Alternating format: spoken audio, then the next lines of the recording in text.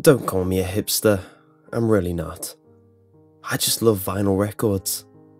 There's something about the scratches and the pops and the ambient fuzz that makes me feel a stronger connection to the music. My mother got me a Crosley turntable for Christmas 4 years ago, and ever since, my love for dusty old records has grown wild. I pick up new records at Goodwill. I go out on record store day and buy them by the dozen. Sometimes, as is true of the story, I find a jackpot at garage sales. The weather is warming up and garage sale season is in full swing, but when I took home a milk crate full of old jazz and blues LPs, I never expected sheer terror to come of it. I handpicked them all: Miles Davis, Sonny Rollins, and Art Tatum, and as I thumbed through the warped old sleeves, I found one that I didn't remember buying. The sleeve was black with no title or artist's name. Water damage had caused it to get that splotchy, malted look that old cardboard gets. I slid the record out of the sleeve and found the vinyl itself in similarly poor condition. Dust was caked on its black face and the grooves were worn deep. The sticker at the center of the record was scratched away, revealing no more clues to identify it. It was nearing bedtime, so I figured I would slap it on the turntable and give it a spin before I hit the sack. I pulled the arm until I heard the click, and the old record began to spin. When I dropped the needle on the outer rim, I was greeted by the nostalgia-inducing static that I had grown so fond of. I expected more jazz, but what came out of the speakers was pure chaos. A garbled hiss was lost in heavy static, and a sudden, shrill screech made my ears ring. Somewhere in the cacophony, I could make out the sound of voices. The voice in the foreground sounded distant and muffled. I leaned close to the speaker to decipher the words, but it was as if the singer were speaking gibberish. The words were at once familiar, but completely alien. The hairs on my forearms stood. Goosebumps ran up and down my skin. I lifted the needle abruptly off the record and turned the turntable off. Whatever I had just listened to was clearly not the original. Excessive wearing and warping of the vinyl must have turned whatever music there was into a murky mess of noise and jumbled syllables. I shrugged and settled into bed. That god-awful noise had given me an instant headache and I needed to lie down. I'm the kind of person that can only fall asleep if I'm surrounded by complete darkness and silence. I allow no music or television in my room once I'm under the covers. So, imagine how startled I was when, 2 hours later, I was awoken by the sound of the turntable switching on. Somehow, the needle had fallen onto the spinning vinyl, and I lay in the dark, listening to the fuzz that surrounded the start of the record. I tried to sit up, but I found myself unable to command my limbs. Was this sleep paralysis? I tried to wiggle my toes, but the effort was futile. I lay there, glued in place, staring at the glowing red power lights of the record player out of the corner of my eye. This time, however, the jumbled mess of noise and gibberish did not play off the mysterious record. Instead, a single voice, loud and clear as water, came pouring out of the speakers. It was a male's voice, and he wasn't singing. No, he was just speaking, calmly, casually, with an air of irreverence. "I don't know why I do it," the voice said. "I mean, don't get me wrong, I want to do it. I love it. I certainly don't try to stop myself." I lay there, breathing, unable to budge a single muscle in my body. In the silence between the speaker's slow pace, I found myself staring into the dark, accompanied only by the dull fuzz of the hissing vinyl. "Well, there was one time," the voice said, "that I didn't mean to do it. My mom. That was an act of uncontrolled passion. No. I didn't wake up wanting to kill her.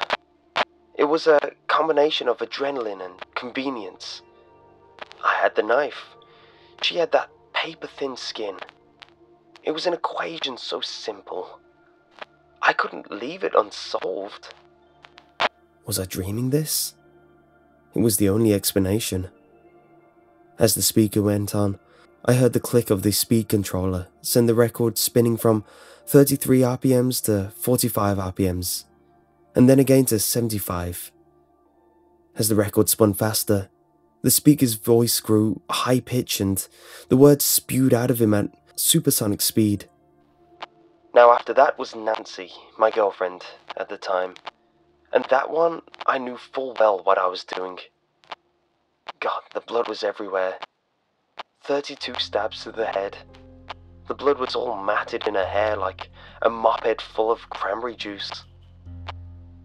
The speed controller clicked back to 45 RPMs. "Sheila. I met her at a music festival. At first, I just planned to screw her. I didn't know," back down to 33 RPMs, "at the time that I was going to drag her by the hair out of the woods and bash her skull with a rock. That one was a surprise, even to me. Not that I didn't enjoy it. The record was skipping again. Then the speed controller switched up to 45 RPMs. The speaker began to laugh. It was a deep, throaty laugh that seemed to go on so long that I didn't know whether the vinyl was skipping or the man was savouring the chuckle. I was trembling uncontrollably. What twisted psychopath had recorded this? Why was it tucked into the milk crate that I picked up at the garage sale? Should I call the police? How am I going to call 911 when I can't even get out of bed? "Now you. Yeah, you. I've been planning yours for a while." The speaker was talking to someone else who had remained silent through the whole tirade. "I've been watching your house for weeks. That back window you always leave unlocked. You should really put a nail in it. Even if you lock it, a screwdriver will do the trick." The record sped up to 45 RPMs. "And then I'll have a screwdriver in my hand. Nasty way to go." The air in the room became inextricably chilled. I shivered, despite the heavy comforter I was trapped under. My fingertips were tingling. Funny thing is. The speed slowed again, just as the record began to skip.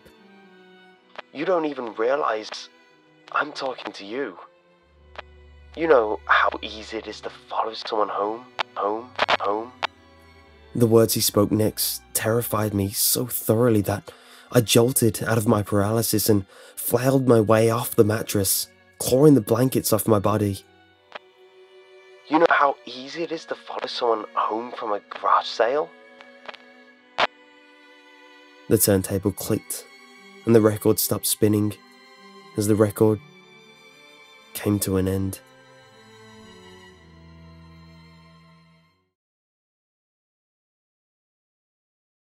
I had always loved horror movies. In my younger days, I may not have realised it, but I was a glutton for the terror that films would instill in me. I subconsciously loved how they kept me up at night. Small, fearful eyes scanning my bedroom shadows for whatever sort of creature may be calling the darkness its home. It was to the point where I would wake up in the early hours of the morning, around 1 AM or so, to sneak into the living room and watch the late-night screamers that would air. Often, I would get caught by my mother or father about half an hour into my shenanigans, seated on the couch and wrapped up in my blankie, while clutching a teddy bear with eyes fixated on the television screen. I would be sent to bed immediately, told that my punishment would come in the morning. It never did. My parents, too tired at the time to actually remember apprehending me. On a rare occasion though, I'd managed to make it all the way through the film, from the time I'd slipped into the couch to the moment the credits rolled.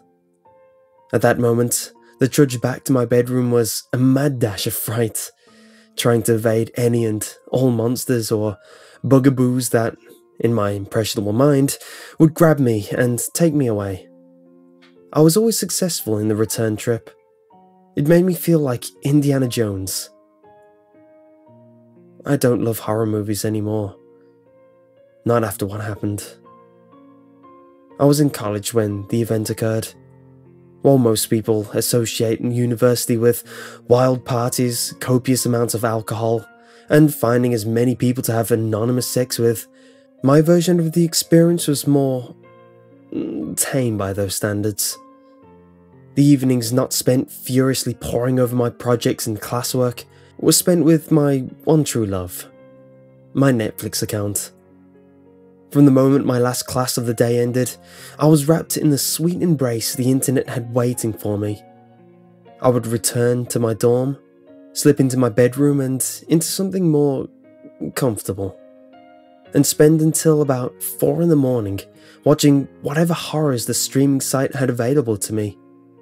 For the price of $7.99 a month, it was the best and most cheap addiction I'd ever encountered. The people I chose to interact with when I wasn't glued to my laptop were often of the same ilk that I was. Individuals who were just as obsessive over movies. We loved to be scared, and we often spoke of it. We compared reviews, discussed theories, and often got together to partake in these pieces of nightmare fuel, usually once a week on Saturday in a grand marathon session that was catered by the local pizza place, and a large snack trip beforehand to prepare for when we were sick of the smell of grease and cheese. Many of us were members of a horror enthusiast forum to meet and talk with more people who shared our twisted ideas of entertainment. I've since removed myself completely from that site. Due to the vast duration of time that I'd been with my Netflix account, I'd practically exhausted their selection of movies to stream that were of my tastes. I'd watch the classics, the cult favourites, the flops, the silents, the screamers, the spookers, the slashers, the foreign. Short of paying extra for a DVD plan, my partner in crime was becoming repetitive. I'd even resorted to watching the one-stars, the films that were too terrible to even consider horror, but still somehow made the list. Filled with poor crafted CG effects that were more terrifying than the monsters they were trying to scare me with.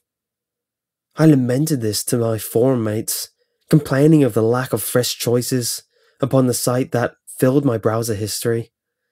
Many of my friends from school were having the same problems, and were voicing their woes within the same thread that I had begun. Looking back on it, I realise now that this was the worst mistake I could have made. Had I not started that thread, some of us might still remain among the living, finding new ways to garner our thrills. Scream Queen 69, her username from the forum, as I won't refer to anyone by their true name to protect families, had approached us at the meeting grounds the following day. Our usual location of gathering was behind a campus building, an area of concrete that sloped downwards to a door that, we all assumed, led to the art department basement. The top of the wall that enclosed our cold stone hill, blocked off by a fence so none could accidentally fall and injure themselves. As our group sat and talked, SQ arrived, looking a little worse for wear. There were dark circles under her eyes, looking tired, and her face was pale. She often looked so bright and sun-kissed, full of energy. She had said that shortly after she posted on the forums the night before, she'd been contacted by another member asking if she wanted to watch something that, as she spoke and gave air quotes with her fingers, would change the genre for her forever. and then proceeded to send her a link to the obscure site she'd never heard of before. Tweenwolf rolled his eyes, suggesting that they were only trying to suggest a film for her to watch and that she was being crazy for ignoring them. I was growing concerned. However, as she recounted that, though she originally ignored the person, they sent her messages constantly afterwards. They started out mild enough, along the lines of, "Did you watch it yet?" And, "What did you think?" And as the night went on, they got more violent. SQ showed me the chat history, and towards the end, it seemed that her chat partner, named Behind You, was getting more and more agitated. The messages were becoming desperate. "Did you click the link yet? You should click the link. You won't regret it. Click the link. Click the damn link already. Click the link. Click the link. Click the link. Click the link. Click the link. Click the link. Click the link. Click the link. Click the link. Click the link." It was at that point that I grew incredibly concerned for my friend. No one else had received these messages, only her. My only advice to her was to ignore it and perhaps stay off the site for a few days. If this person didn't see her online, perhaps they would lose interest and back off. It wasn't the case, however, as SQ would come to us for the next couple of days, looking more and more haggard, saying that she couldn't rest at night. Behind You was still messaging her, and at this point, it was just a repeat of the original link, pasted over and over and over. She was starting to get emails sent to her school email account. She didn't know how they'd gotten it. Her email address wasn't listed on the forum, and it wasn't even the same one she'd registered to the site with. The sender would be blank, the subject line empty, and the message was always the same. Click the link. Her inbox was flooded with at least 100 emails by the time she returned from classes, all the same. And the texts, an unknown number of all zeros, at all hours of the day. Click the link. Even when her phone was on silent, the sound would still ring. It was turned off and it would ring. She would remove the battery completely and still be startled by the noise of a text tone. She had submerged the phone in water to try and damage it and get rid of the noises. Still, it rang.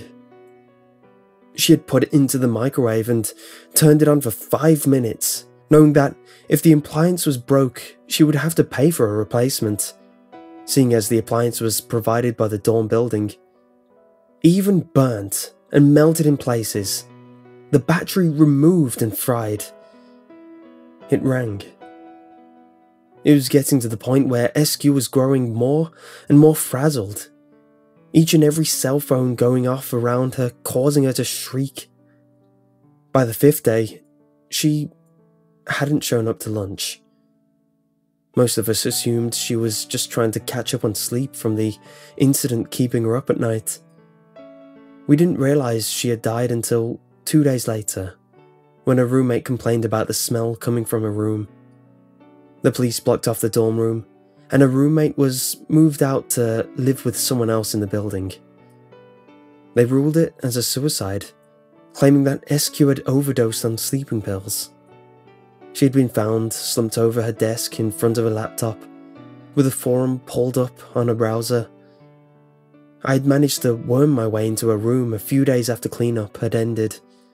Her family lived on the other side of the country and wouldn't be in for another day or two to gather her things, and I'd convinced the building RA that Scream Queen 69 had been in possession of a few of my items, and I just needed to get them back before they were mistakenly removed with their belongings. The RA had left me there, saying that the doors would lock behind me once I left. Alone in the room where my friend had passed, I removed the laptop from her desk, not wanting to sit in a death throne, and moved it over to the bed. SQ never kept her items password protected, and left herself logged in on everything, so it was easy enough to turn the computer on and navigate my way back to the very forum she had been looking at when she died. I'd found my way to her inbox, looking at hundreds of messages from a apparent stalker, when I noticed something different. Out of the mass of links, one of them was purple. It had been clicked. I grew curious. What was it about this movie that made this person so obsessive to show it to SQ? Was it the thing that had driven SQ to kill herself? I clicked the link. At first, nothing seemed out of the ordinary. The video was dark, as though it were trying to slowly process the images. The things were starting to come into focus. A desk, posters on the wall, a person sitting on the bed, a person standing behind them with a large, toothy grin. It was at this point I realized I was staring at my own face, sitting in SQ's bedroom, her posters behind me. The webcam light was on.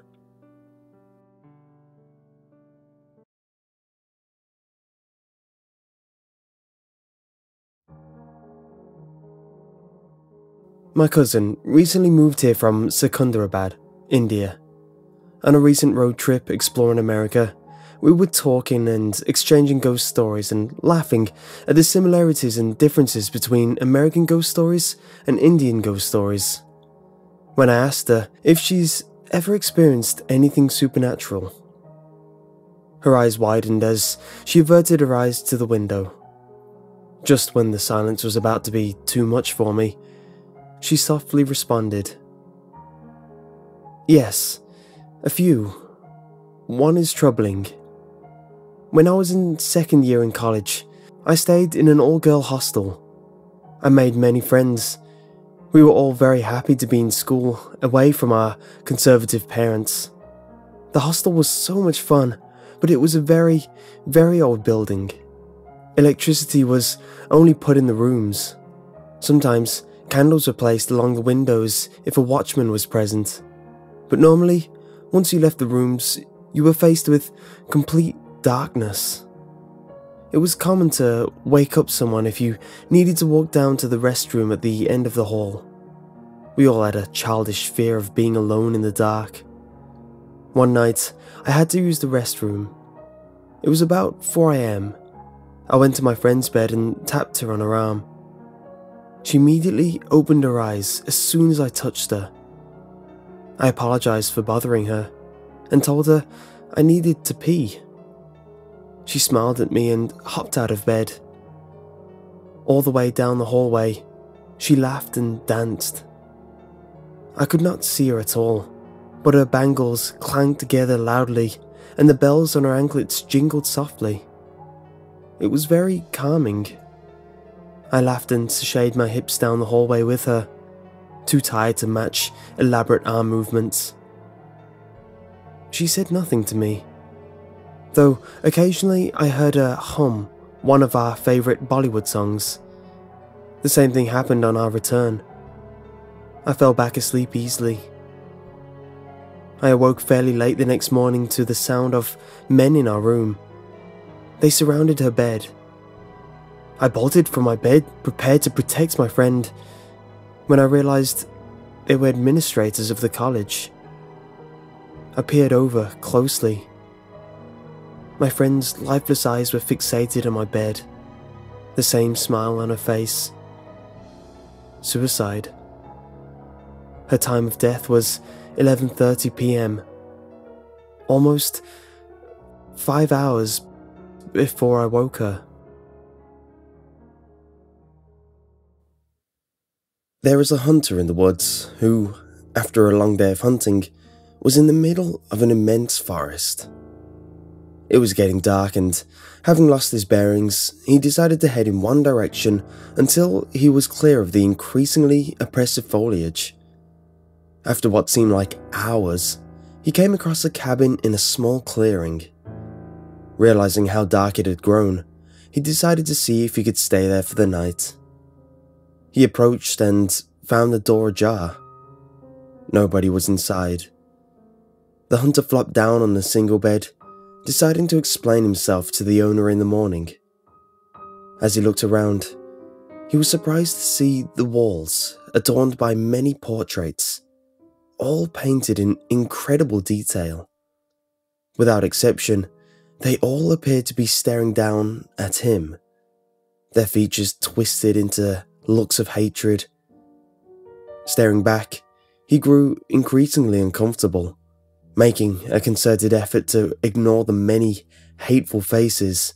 He turned to face the wall, and exhausted, he fell into a restless sleep. Face down in an unfamiliar bed, he turned, blinking in unexpected sunlight.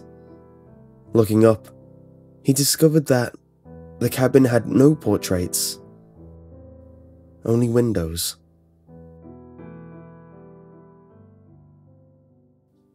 A man went to a hotel and walked up to the front desk to check in. The woman at the desk gave him his key and told him that on the way to his room, there was a door with no number that was locked, and no one was allowed inside there. Especially, no one should look inside the room under any circumstances. So, he followed the instructions of the woman at the front desk, going straight to his room and going to bed. The next night, his curiosity would not leave him alone about the room with no number on the door. He walked down the hallway to the door and tried the handle. Sure enough, it was locked. He bent down and looked through the wide keyhole. Cold air passed through it, chilling his eye. What he saw was a hotel bedroom, like his, and in the corner was a woman whose skin was completely white. She was leaning her head against the wall, facing away from the door. He stared in confusion for a while. He almost knocked on the door out of curiosity, but decided not to. This disinclination saved his life. He crept away from the door and walked back to his room. The next day, he returned to the door and looked through the wide keyhole. This time, all he saw was redness. He couldn't make anything out besides a distinct red colour, unmoving. Perhaps the inhabitants of the room knew he was spying the night before and had blocked the keyhole with something red. At this point, he decided to consult the woman at the front desk for more information. She sighed slightly and said, "Did you look through the keyhole?" The man told her he had, and she said, "Well, I might as well tell you the story. A long time ago, a man murdered his wife in that room, and a ghost haunts it. But these people were not ordinary. They were white all over, except for their eyes, which were red."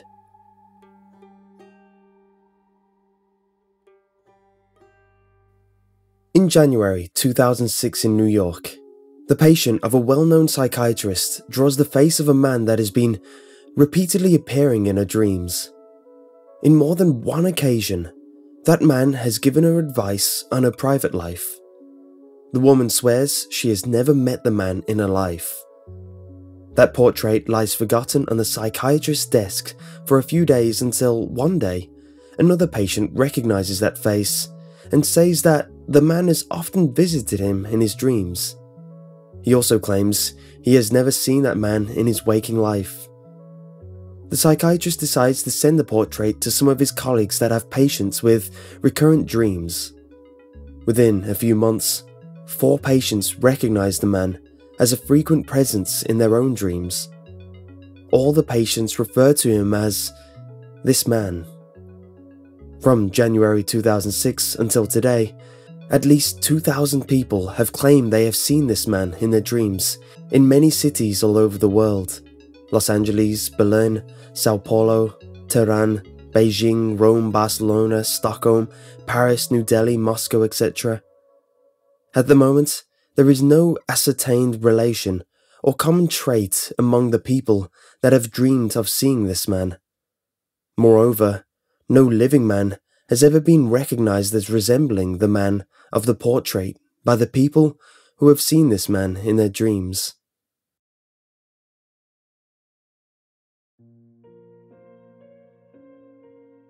A young girl walking home from school found a small pile of Polaroid photos lying in the gutter. There were 20 in all, neatly wrapped in a rubber band. She picked them up and, as she walked, she started to browse.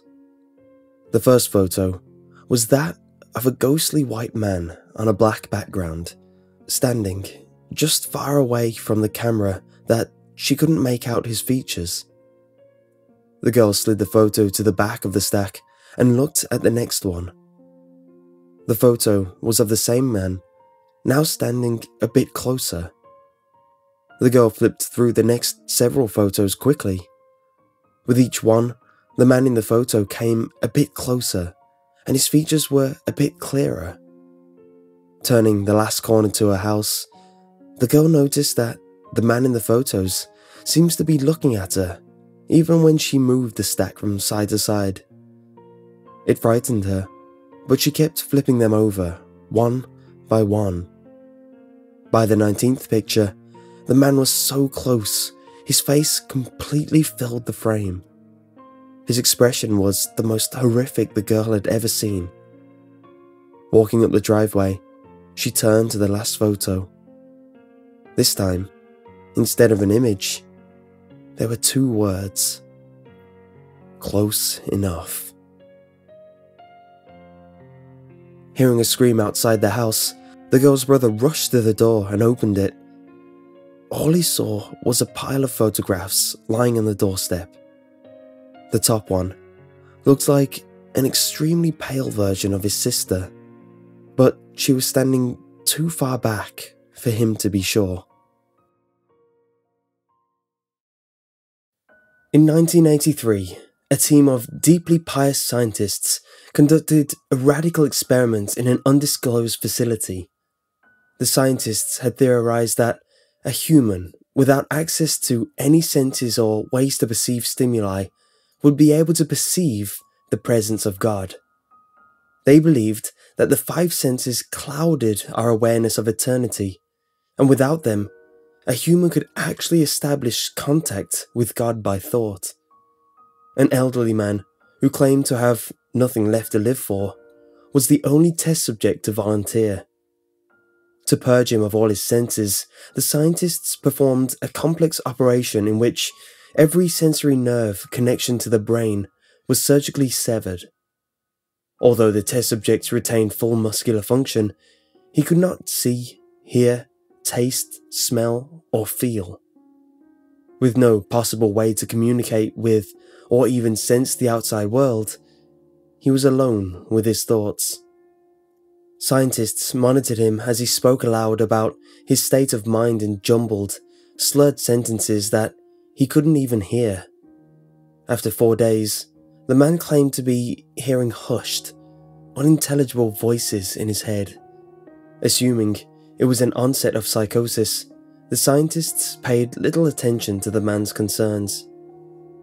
2 days later, the man cried that he could hear his dead wife speaking with him. And even more, he could communicate back. The scientists were intrigued, but were not convinced until the subject started naming dead relatives of the scientists. He repeated personal information to the scientists that only their dead spouses and parents would have known. At this point, a sizable portion of scientists left the study. After a week of conversing with the deceased through his thoughts, the subject became distressed, saying the voices were overwhelming. In every waking moment, his consciousness was bombarded by hundreds of voices that refused to leave him alone. He frequently threw himself against the wall, trying to elicit a pain response. He begged the scientists for sedatives so he could escape the voices by sleeping. This tactic only worked for 3 days, until he started having severe night terrors, The subject repeatedly said that he could see and hear the deceased in his dreams. Only one day later, the subject began to scream and claw at his non-functional eyes, hoping to sense something in the physical world. The hysterical subject now said the voices of the dead were deafening and hostile, speaking of hell and the end of the world. At one point, he yelled, "No heaven, no forgiveness," for 5 hours straight. He continually begged to be killed, but the scientists were convinced that he was close to establishing contact with God. After another day, the subject could no longer form coherent sentences. Seemingly mad, he started to bite off chunks of flesh from his arm. The scientists rushed to the test chamber and restrained him to a table so he could not kill himself. After a few hours of being tied down, the subject halted his struggling and screaming. He stared blankly at the ceiling as teardrops silently streaked across his face. For 2 weeks, the subject had to be manually rehydrated due to the constant crying. Eventually, he turned his head and, despite his blindness, made focused eye contact with the scientist for the first time in the study. He whispered, "I have spoken with God, and He has abandoned us." And his vital signs stopped. There was no apparent cause of death. There was a middle-aged woman who was very fat and desperately wanted to lose weight. She had tried all sorts of fad diets, but none of them seemed to work. Exercise was definitely out of the question because she was just too lazy, and she lacked the willpower to force herself to eat less. One day, she was leafing through a magazine when she came across an advertisement for diet pills. "Guaranteed weight loss in just 2 weeks," said the ad. The company was selling the diet pills over the internet, so the woman decided to order a month's supply. A few days later, she received a package in the mail. When she opened it, she was surprised to see that it only contained 12 large pills. The instructions said that she would take 1 pill per month with a glass of water, and afterwards she should avoid eating spicy food or drinking alcohol. The woman popped the diet pill into her mouth and swallowed it down. A few days later, she noticed that her appetite had completely disappeared. She didn't feel hungry at all. Even though she didn't do any exercise, she was beginning to shed the pounds. As the days went on, she quickly began losing more and more weight. Within no time, she was admiring her slim new body in the mirror. The change was stunning. She had gone from a pear shape to an hourglass figure in no time at all. Unfortunately, the diet pills proved to be more effective than she had expected. Even though she was down to her target weight, she continued to get thinner and thinner. Soon she was feeling tired and weak, and she had sharp abdominal pains. The pain finally became so intense that she was forced to go to the hospital. A doctor examined her and became alarmed. After taking an x-ray of her stomach, he asked her if she had eaten anything strange lately. "No," replied the woman. "I've barely eaten anything at all since I started taking my diet pills." The doctor asked to see the bottle of pills. He broke one capsule open and brought the contents down to the laboratory to be analyzed. When he returned, he had some rather troublesome news for the woman. The diet pills contained the eggs of a tapeworm.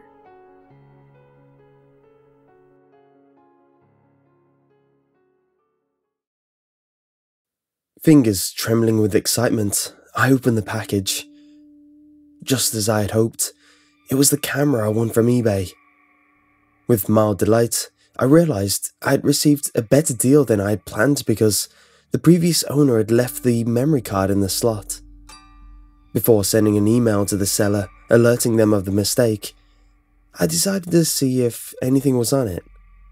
Setting the camera on slideshow, I watched as the camera displayed a picture of a shipping label. My confusion turned to horror as the next image was of a person brutally murdered. The rest of the card was alternating pictures of a mailing address followed by a murder scene.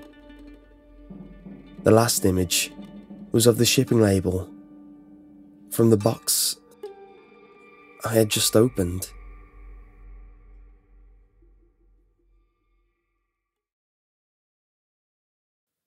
It was the 2nd of January, 2:04 AM.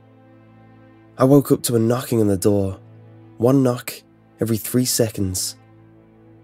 I slipped on my slippers and walked down the stairs. As I walked down, the knocking on the door got faster, almost like a heartbeat. When I got to the door, the knocking stopped. I looked outside and nobody was there. I went back up to my room and went back to bed, thinking it was just some kids playing a prank.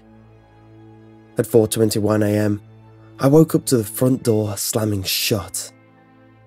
I jumped, terrified. I looked over at my frosted window to find "Smile" written all over it in the frost. I grabbed my phone next to me, ready to call 911, only to find a message written on it saying, "I told you to smile." I cried and ran for my life, running outside. As soon as I got outside, I knocked on my neighbor's house across the road.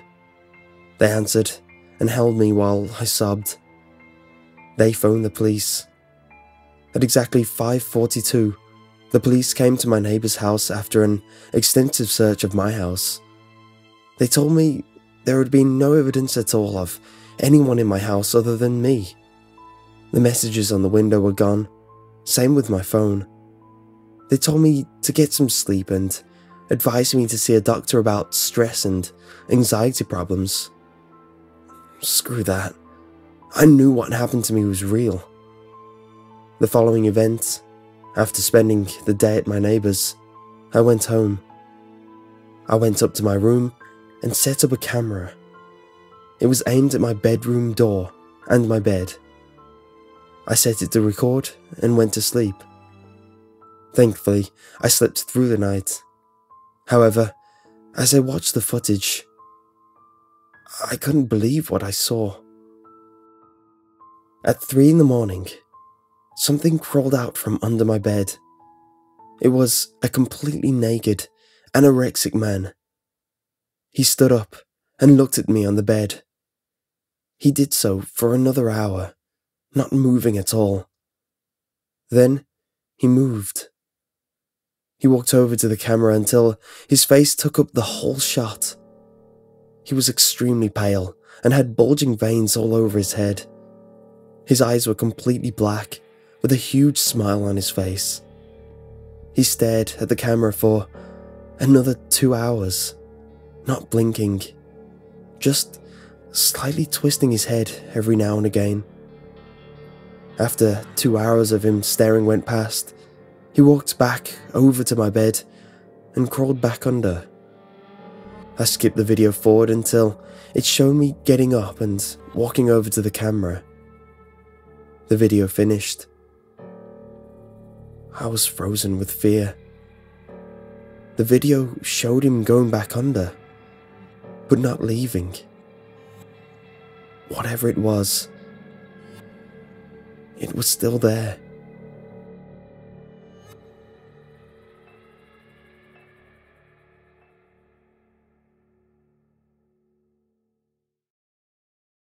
Does anyone remember an old PC game from the early 1990s called Mr. Mix? It's mainly a typing game, similar to Mario Teaches Typing, where you have to type words into a box to make a chef, the titular Mr. Mix, put ingredients into a bowl. Unlike most typing games, however, this game is notorious for having an insane difficulty curve. The game has a words per minute requirement for each level, being as low as 10 on level 1 and as high as 85 on the third. By level 5, the requirement reaches over 500, effectively making it impossible to proceed any further. One of the main things that people noticed about this game immediately was the background music. The music on the first level was an unsettling pattern of growls that got progressively louder as the level went on, often causing damage to early computer speakers that were not designed to handle extremely high volumes of sound. The second level had no sound at all, and the third had what sounded like an extremely low quality recording of a hairdryer playing in the background. The remaining 2 levels had an extremely loud, high-pitched ringing throughout the level that caused severe eardrum damage to those who managed to get that far. Another rather disturbing aspect of the game was the design of Mr. Mix himself. He was a large, round-faced, overweight man with large, beady eyes and red spots on his cheeks. Most children who played the game reported having vivid nightmares of Mr. Mix speaking to them in a quiet, raspy voice and threatening them to keep quiet about something. However, none of them could remember exactly what that was. One psychologist who saw many of these children reported being disturbed by the sheer amount of terror on the faces of the children as they recounted the details of the nightmare. Many of the children broke down into tears in the process, begging for their parents to save them. However, no direct relationship to the game itself could be determined by these few cases, as not all children suffered the same adverse effects. For obvious reasons, this game did not sell very well.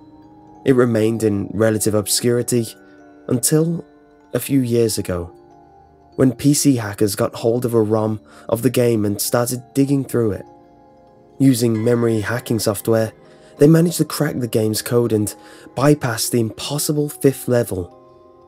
What they found, however, was extremely disturbing and caused many of them to quit the expedition altogether. According to the reports these hackers left behind, the game behaves very strangely if the 5th level is bypassed. The game crashes violently and closes, writing a bunch of files in the user's System32 directory to the point that the RAM was almost completely filled. These files are reportedly pictures of people with horribly deformed faces, appearing to scream in pain and agony, with their eyes appearing to be bleeding from their tear ducts and their outer layer of skin torn clean in multiple places. If the user attempts to delete these files, the computer will violently crash and blue screen, causing permanent, irreparable damage to the user's hard drive. The hackers found that this was caused by a lone byte in the game's ROM that triggered when the 5th level was completed. After removing this byte, they were able to proceed to the 6th and final level. Unfortunately, all of the original hackers declined to discuss what they saw in the final level. All of them became extremely paranoid and reclusive, refusing to talk about anything related to the game and showing astonishingly extreme symptoms of post-traumatic stress disorder. Most of them ceased to be able to form coherent sentences within a week, and within a month, all of them went missing. All remaining copies of the game were destroyed. To this day, no one knows what was in that game that caused them so much psychological damage. Maybe it's better that way. 2 years after this incident, a man was arrested after trying to kidnap an 8-year-old girl from a grocery store. Through DNA and fingerprint analysis, the man was identified as one of the original hackers who viewed the final level of the game. He was wearing a white chef's hat and had a look of unspeakable malice and insanity on his face. When interrogated, the man would only say one thing: "I'm Mr. Mix. Shh."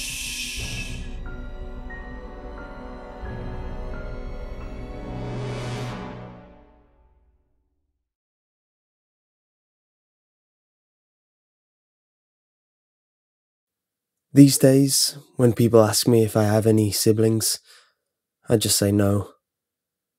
but I used to. Just for a while.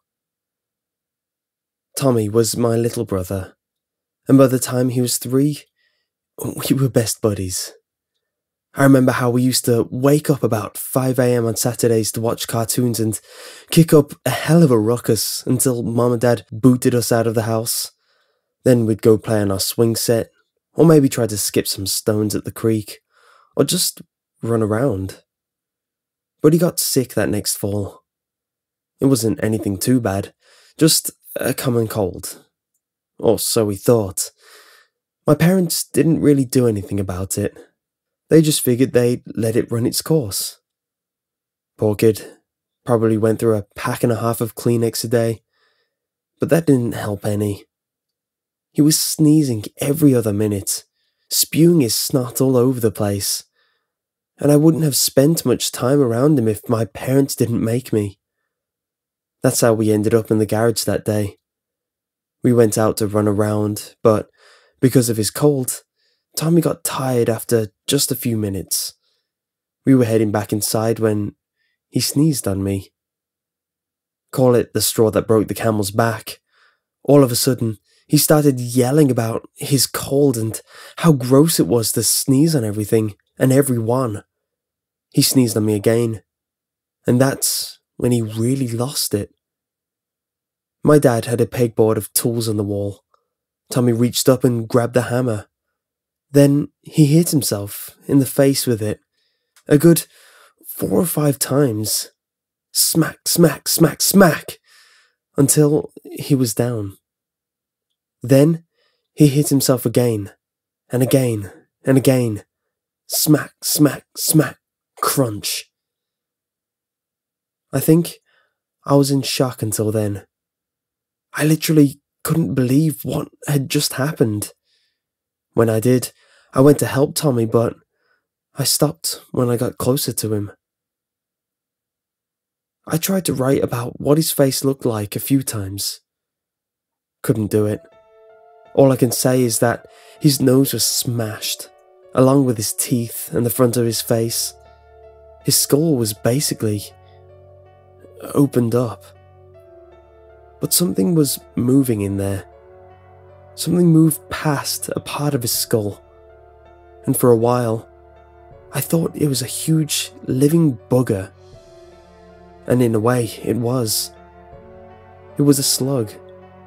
The first of a few that the doctors said were living in his nasal cavity. All the slime they were producing, that's what was making him sneeze so much.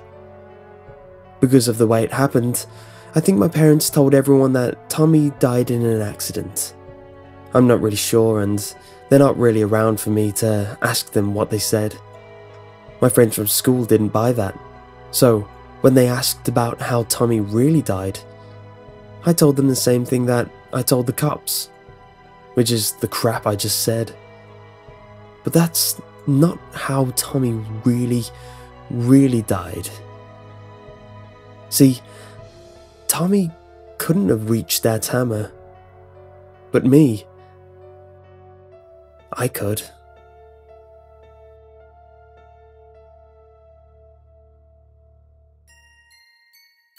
It had been a while since I visited my cousins. Believe it or not, it had been 5 years since I saw any of their faces. The last time I saw them, I was 8 years old and had not yet learnt that the world had no consequences. I skipped gaily around their 2-story ramshackle house joyously, singing my favourite songs and playing with the 6-year-old twins. This playtime, however, was constantly tainted by my Aunt Clarissa. My Aunt Clarissa was always that one person with which everything had to be just right. Perfect, or as close to perfect as possible. Whenever I would try play tag, hide and seek, or anything of the sort really, she would be hovering over us, her dark grey eyes flashing. She would always say, "Now Jared, don't you ever play too rough with Simon or Eloise. If anything were to happen to them, I'd wear you out." Aunt Clarissa always used to scare me as a child, with a sharp chin and stormy eyes. She reminded me of a witch. I did not dare do anything she wouldn't approve of with Simon or Eloise, even when she wasn't around, because I knew that she would stay true to her word and beat me black and blue if I were to ever harm either of them. Her precious little twins had to be perfect and untouched. We used to visit her all the time back at my old house. We only lived about 30 minutes away from each other. Then my dad got a job offer up in Michigan, and it was a long time before I ever stepped foot in Illinois. I do remember feeling happy, at the very least, for my Aunt Clarissa as we left, despite my disliking her. She was about to have another child, and she was joyful as could be. Her eyes weren't as stormy as they usually were the last time that we went to visit them to say goodbye, and she seemed as content and relaxed as ever with the growing bulge in her stomach. 3 was the perfect number. 3 perfect children in a wonderful family. This was all Aunt Clarissa had ever wanted. We all moved to Detroit, and 8 months later, the big news came. Aunt Clarissa had had a baby. She sent us a letter with several exclamation points telling us how happy she was for her newborn child, who she named Mallory. Even now, when I'm 17 years old, I still remember thinking that it was odd she had not sent a photograph of her infant child. The years whisked by like sand and wind, and the more time went by, the less contact we had with our cousins, Aunt Clarissa and my Uncle Wayne. Then, finally, we were invited over to her house for the holidays. My mother, who missed her older sister dreadfully, readily agreed to visit, and my father, seeing how eager my mother was, complied with her wishes. After a 2-day car trip, we finally got to the familiar old residence of my aunt, uncle, and their 3 children. We all approached the steps, laughing and talking to each other before reaching the door and knocking. A full minute later, we were still standing there, fidgeting and stealing glances at each other. The door suddenly opened about a foot. The face of an 11-year-old boy appeared at the door. His white blonde hair hung down over his baggy green eyes, which flitted around at us, taking in our every detail. His jaw finally quivered slightly before he said to us, "Come in, please. It's so nice to see you all." After 5 years, Simon had definitely changed. He was more solemn, as if he had been consistently bullied and expected contempt from everyone. My mother wasted no time, smiling and gushing, "Why, Simon, come here and give me a hug." Simon allowed himself to be hugged before taking us all inside, where we were greeted by Aunt Clarissa. She smiled, saying, "It's so nice to see you all again," before spreading her arms and coming in to give us all hugs. She commented on how much I had grown up and asked me if I had taken care of my parents. I smiled uneasily and replied that I had done the best I could. I looked hard at Aunt Clarissa, taking in how she had changed. She really had not changed very much. There were grey streaks in her otherwise blonde hair, but that appeared to be it. I asked where her Uncle Wayne was, and she responded that he was on a business trip and wouldn't be back in some time. She led us into the dining room, where Mallory and Eloise had already sat down. My mother crooned over Mallory and introduced herself while Dad commented on how much Eloise has changed. Mallory didn't look at all like the rest of the family. Her hair was a dirty blonde, and her eyes were not green or grey, but instead a light blue. I did not really talk to her, but instead focused on Eloise, who had grown much older and prettier than I had last seen her. She barely remembered me, but I was able to make small talk with her.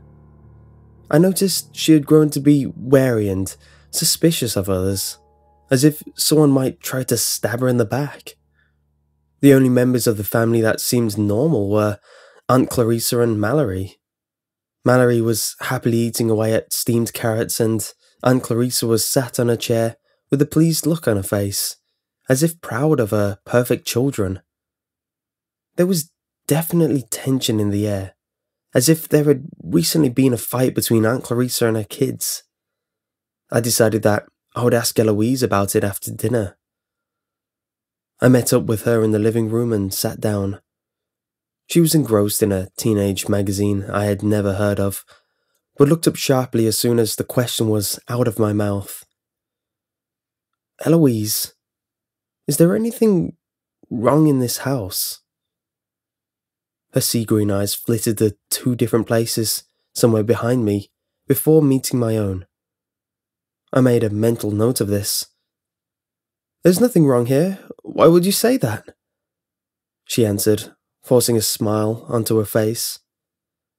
I shook my head. "Never mind. I thought Simon was acting unusual." I saw a split second of relief cross her face before she managed to hide it.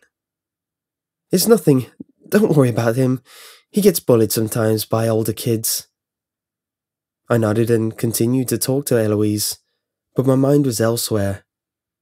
I swiftly concluded our conversation and got up.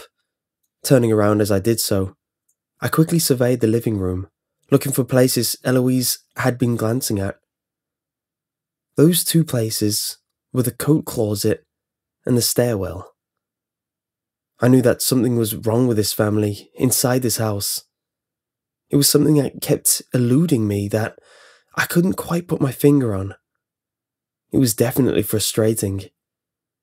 I decided that I would find out tonight, after everyone had gone to bed. I was to be sharing a room with Simon, and Mom and Dad would be taking the spare room upstairs. I did my best to act normal and socialize with everyone, given the unsettling atmosphere of the house. My parents did not appear to notice anything. They were oblivious to how strange our cousins were acting. I think my mum was glad to finally be talking to her sister after 5 years of not seeing each other. And my dad just seemed to be happy for my mother. Finally, it was time to go to bed. We all brushed our teeth and changed into our pajamas. Simon had allowed me to use his bed, and he plopped down on the floor. The moonlight streaming in through the window illuminated his face. I relaxed my breathing, pretended to fall asleep, while watching Simon, waiting for him to nod off. But he did not. I stared at him for hours as he lay there on the ground, his eyes never closing. Every muscle in his body was pulled taut, as if he were expecting someone to break into the room and attack him. At 1 in the morning, his breathing relaxed, and he became limp. I crept out of the room and headed for the coat closet, a small flashlight in hand that I'd stolen from Simon's drawer. I tiptoed silently over the hardwood floor, wincing every time it creaked. I finally made it to the coat closet and opened the door. Turning on the flashlight, I stepped inside.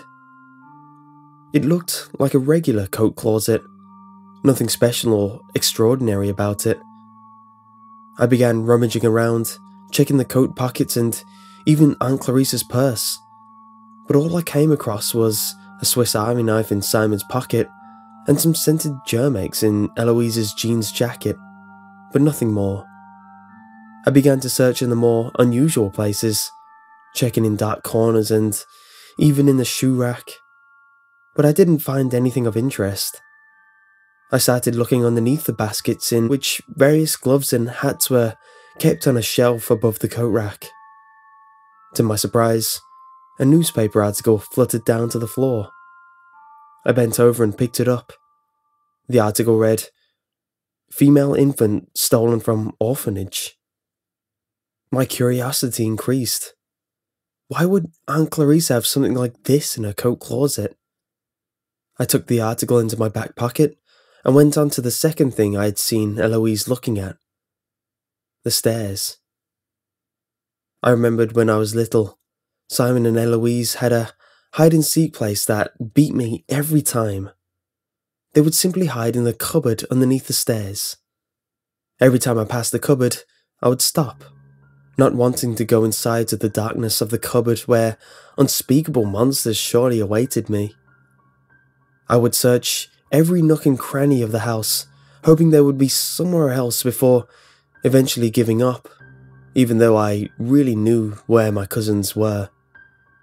Using that method, they'd beat me time and time again until I eventually tired of hide-and-seek and proclaimed that we should play tag instead. They had rearranged the furniture so the couch now blocked the cupboard underneath the stairs, but I knew for sure it was still there. I looked down on the ground and noticed something strange. There were scuff marks on the ground, as if the couch had been pulled away from the stairs often. I knew that whatever was under those stairs was the answer to why everyone in the house was so tense, and I was eager to find out the secret. I pushed the couch away from the staircase and stepped over the cupboard beneath the stairs. To my surprise, the cupboard was secured with a thick padlock. I went back to the coat closet and retrieved Simon's small knife. I inserted the thin blade into the handle and jiggled it around until the lock clicked open. My heart began to pound feverishly in my chest as I unhooked the padlock and swung the small door open. I shone the flashlight in the dark area beneath the stairs. My flashlight passed over a chain, dangling from the low ceiling of the right-hand end of the small space provided by the cupboard, and I moved my flashlight down to discover a human hand in a manacle. A shocked little gasp escaped my throat, and my blood ran cold. I reached up and flicked the switch to the small light bulb dangling from the ceiling. Before me, a girl, no less than 9 years old, was hanging from the manacles on the ceiling, clad in nothing but a pair of dirty undershorts. Her head lolled to one side, a rag was stuffed in her mouth, and her ankles was tied in thick rope. Her wrists and skin around her feet were red and sore from being bound, and I could tell from the length of her face and how small her eyes were that she suffered from Down syndrome. Her skin was seemingly pulled over her bones and her ribs stuck out. For a horrible moment, I thought that she was dead, but then her head raised and a horrible moaning escaped her throat through the rag in her mouth. Looking to the other side of the cupboard, revulsion welled up in the pit of my stomach. Sprawled out in the corner was the half-eaten corpse of my uncle. His stomach had been ripped open and his innards were pulled all over the floor. The skin on his face had been peeled away by greedy hands to reveal the white skull. I looked back at the girl and noticed for the first time that her hands and face were stained with gore. I couldn't take it. I kneeled over and threw up before catching my balance on the doorframe and trembling. I realized what had happened in this house. Aunt Clarissa, the perfectionist she was, would never have allowed her child to have Down syndrome. So she stole a new baby from a nearby orphanage. She stole the child I knew to be Mallory. But Aunt Clarissa didn't have the heart to kill her own child, even if the baby was mad. So she kept the child hidden away under the stairs whilst being with her perfect family. However, my uncle had opposed my Aunt Clarissa, so she had gotten rid of him and used him to feed a hungry little secret under the stairs. I had to do something. I knew that I should immediately call the police. I ran upstairs and grabbed the handset that was sitting on the nearby table. I quickly punched in the numbers 911, only to look down and discover the phone lines had been cut.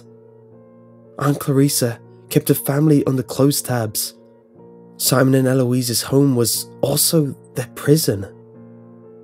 All of a sudden, I heard a shriek from downstairs. That's when I realised I left the door under the stairs open and the light on. I then heard someone running and the front door being slammed shut.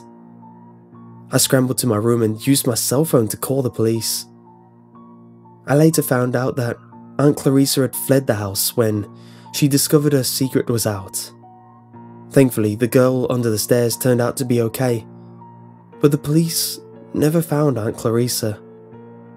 Even now, she's probably on the streets, maybe with a new name or face, searching for another perfect child.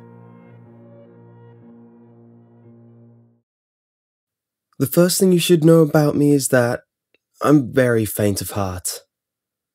There's a pamphlet I've been looking for a while now. I remember coming across it a while ago while I was a kid. I was at the doctor's office, the waiting room, getting a physical. The year was 2002. I was born in 1996. And that's when I saw it. Strewn within the other celebrity or glamour magazines, it peeked out with one single grey corner. It was almost like it was looking at me. I picked it up and read the title. How to Talk to Yourself by a man named Roger Harrison. There was no graphic, just the white background and the Arial font reading the title and the author. To this day, I've never been able to find out who the mysterious Roger Harrison was. I've spent countless hours on the internet browsing for anyone who remotely matched my quarry. Last week, I found a tattered piece of paper plastered to a sewer grate, colours running from the recent rain. I picked it up and I read the title. It was the very same pamphlet from my childhood. The one I remember so very clearly on that one day in the waiting room. How to Talk to Yourself. I quickly stuffed it in my bag. I could feel the hairs on the back of my neck stand up. The feeling you get when you're being watched. I was in a crowded square in the middle of a city. Surely it was just a coincidence. I continued home, attempting to forget the pamphlet that was lying in my bag. Perhaps I'd save it as a bit of memorabilia. Perhaps I'd trash it. I walked a little faster now. I was on the sidewalk, near the outskirts of the city. I live in a small, yellowing apartment in what you would call the fringes of the city. The building is grey and covered in ivy. I arrived at my building. I slid the key in the lock and opened the door with a creak. I felt the sudden urge to read the pamphlet. I brushed it off.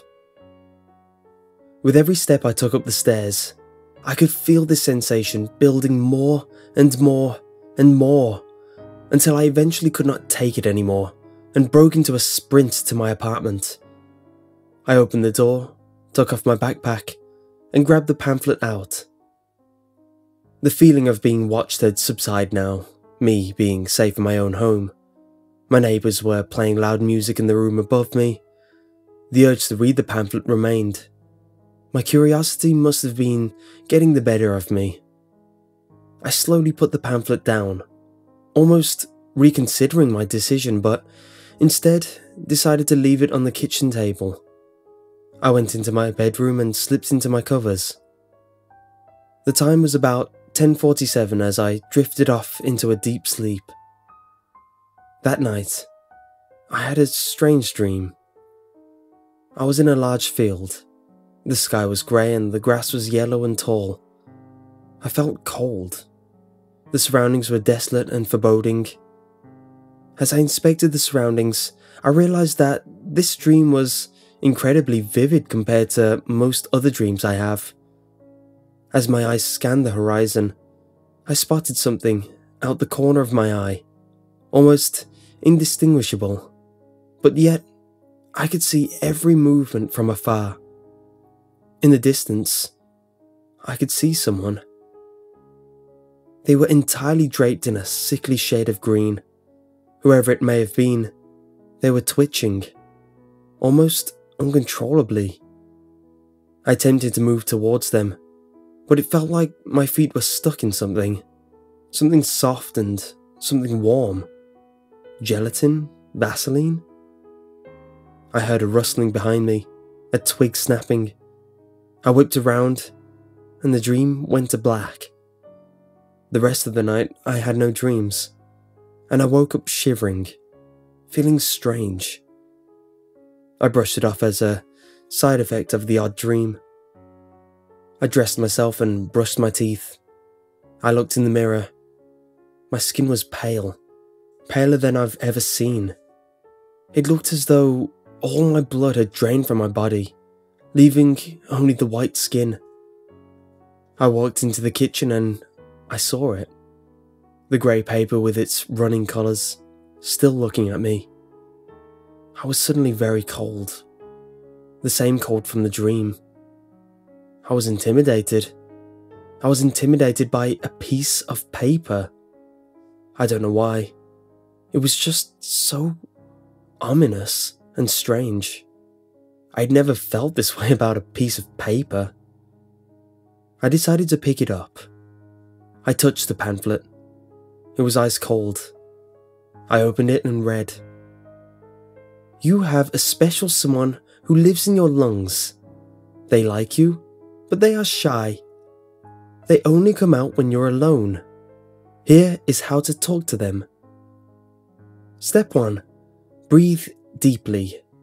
Say hi. You are not afraid, are you? They like you. You don't have to be afraid. It won't hurt, I promise. We are smiling at you." I was confused. Say hi? To the person in my lungs? Why are they living in my lungs? I won't hurt? And who was smiling at me? It was silent, completely silent.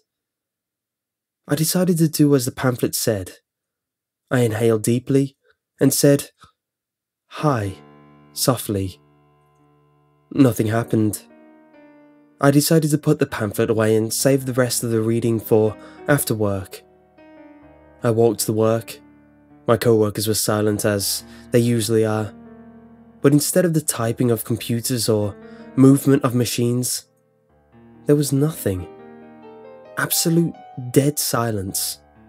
The kind of silence that makes you go mad. It was deafening.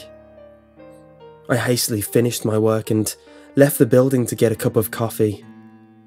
I arrived home about an hour later. It was now 9:24. The pamphlet lay open on the table, tempting me to continue reading it.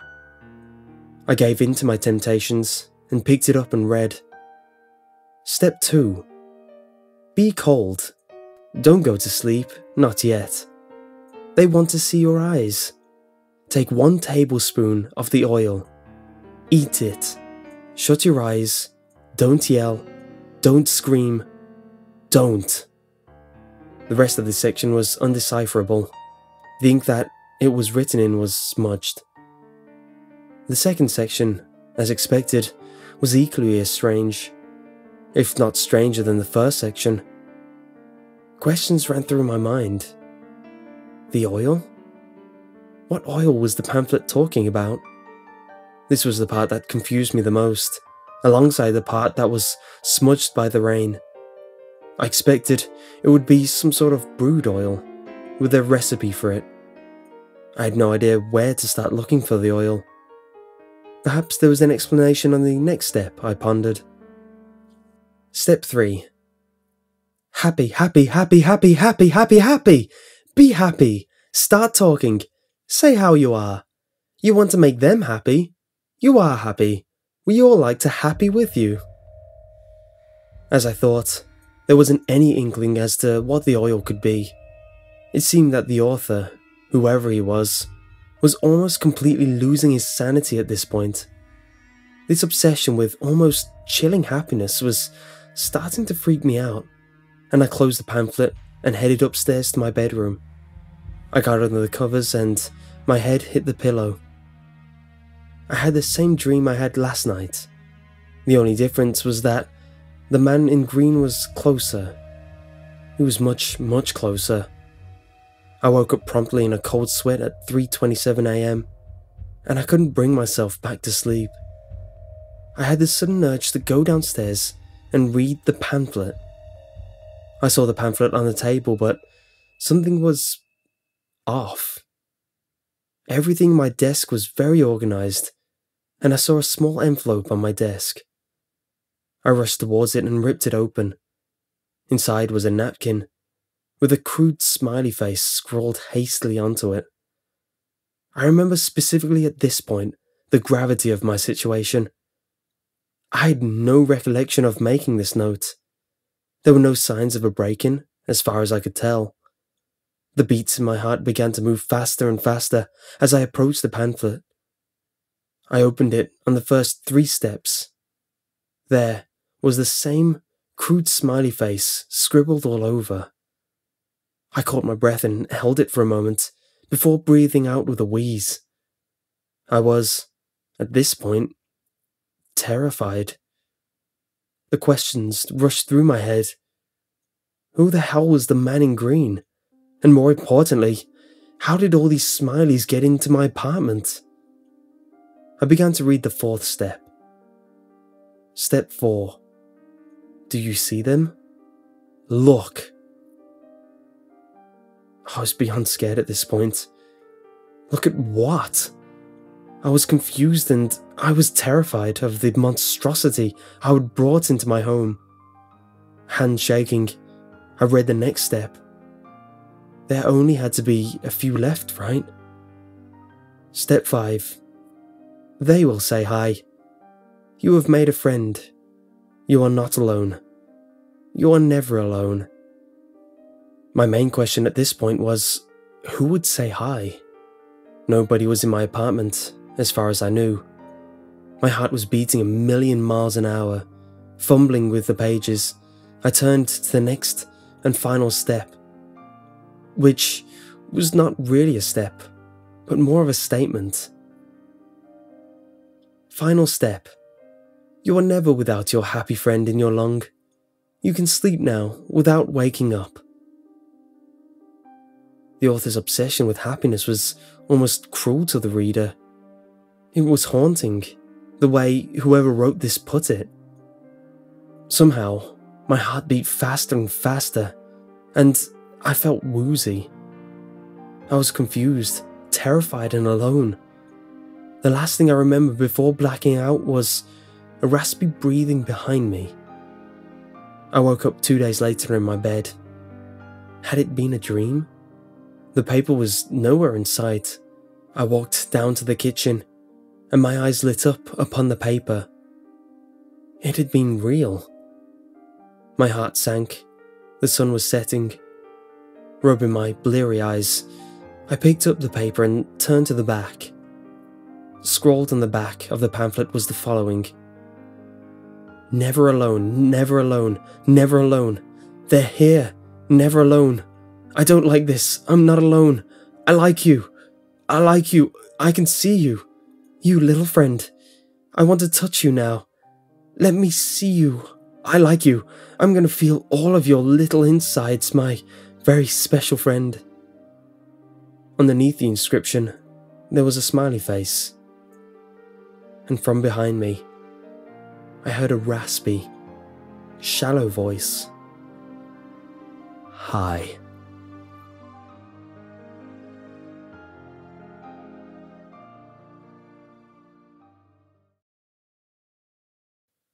Pardon the sloppy handwriting, but I'm doing this on the move.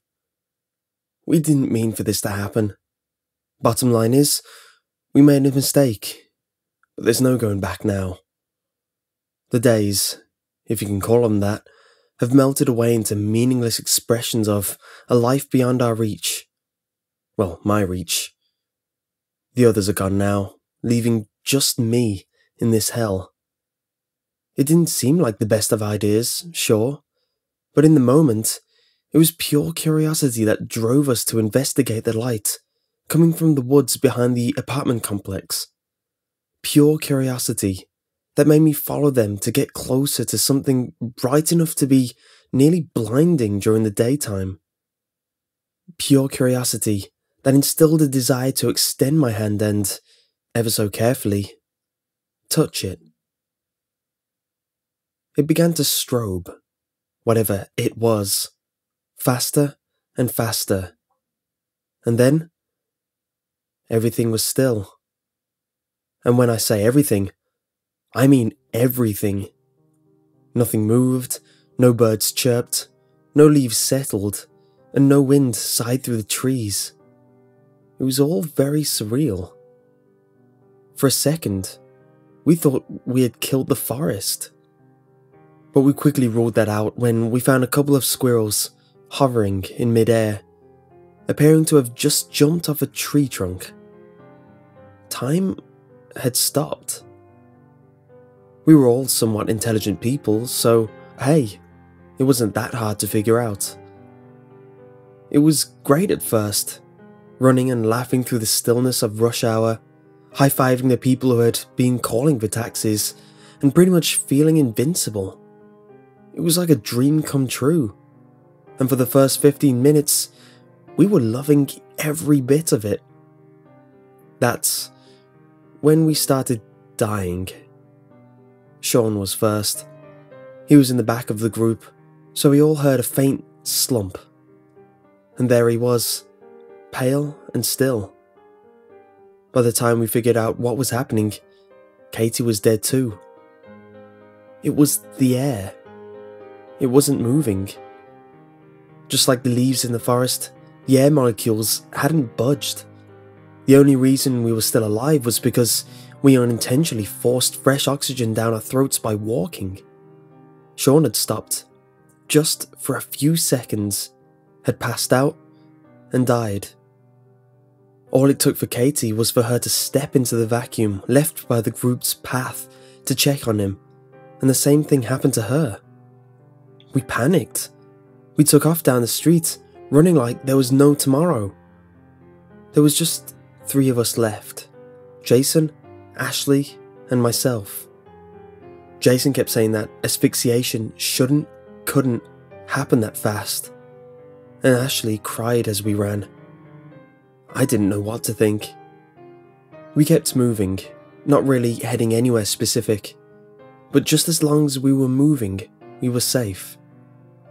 There was no way to tell how long it had been, but it must have been over 10 hours of wandering. Somehow, we managed to arrive on one of the docks at the city's beachfront. The pier went quiet a ways offshore, and I didn't even think about the consequences of running out of air out there. Maybe if we had, we could have... No, we were damned from the start. Jason led the way further out, hands in his pockets, but we were all stopped short when we heard a loud crack. He slowly turned, a look of horror creeping on his face. He opened his mouth to speak, but was cut off by the rotten planks beneath him collapsing from his weight. He should have hit the water and swam back to shore, but we didn't think about how dangerous our situation had become. How stupid it had been to go onto that pier. The name of the game had changed considerably in this twisted universe, and the water parted around his body seamlessly, forming a deep hole into which he fell. It was like nothing was there at all, like he was falling through air. We were already sprinting back towards the shore, and his screams followed us as he plummeted down into the darkness. We were only 50 feet away from the hole when it suddenly went silent. Ashley went soon after that, but ironically enough, it was from panicking, tripping on the stairs to the beach and breaking a neck. I didn't have time to stop and mourn them. I didn't have time to do anything. I could only keep moving. I began walking down 3rd Street, looking at the people sitting frozen in restaurants, riding unmoving bicycles, walking to meet friends. I hate them. They were blissfully unaware of all that had happened. I wanted to stop and scream at them. I wanted to scream and beg for their help. I wanted to curl up into a ball and pray to God that I would wake up and it would be just another quickly forgotten nightmare. But I didn't do any of those things. I just kept walking. I must have been walking for a while, because I ended up miles down the highway. I wanted to stop and face death, and just let it take me. But I didn't. I wanted to sprint back to the water and wade in until I couldn't see or breathe anymore. But I didn't. I didn't do anything but walk.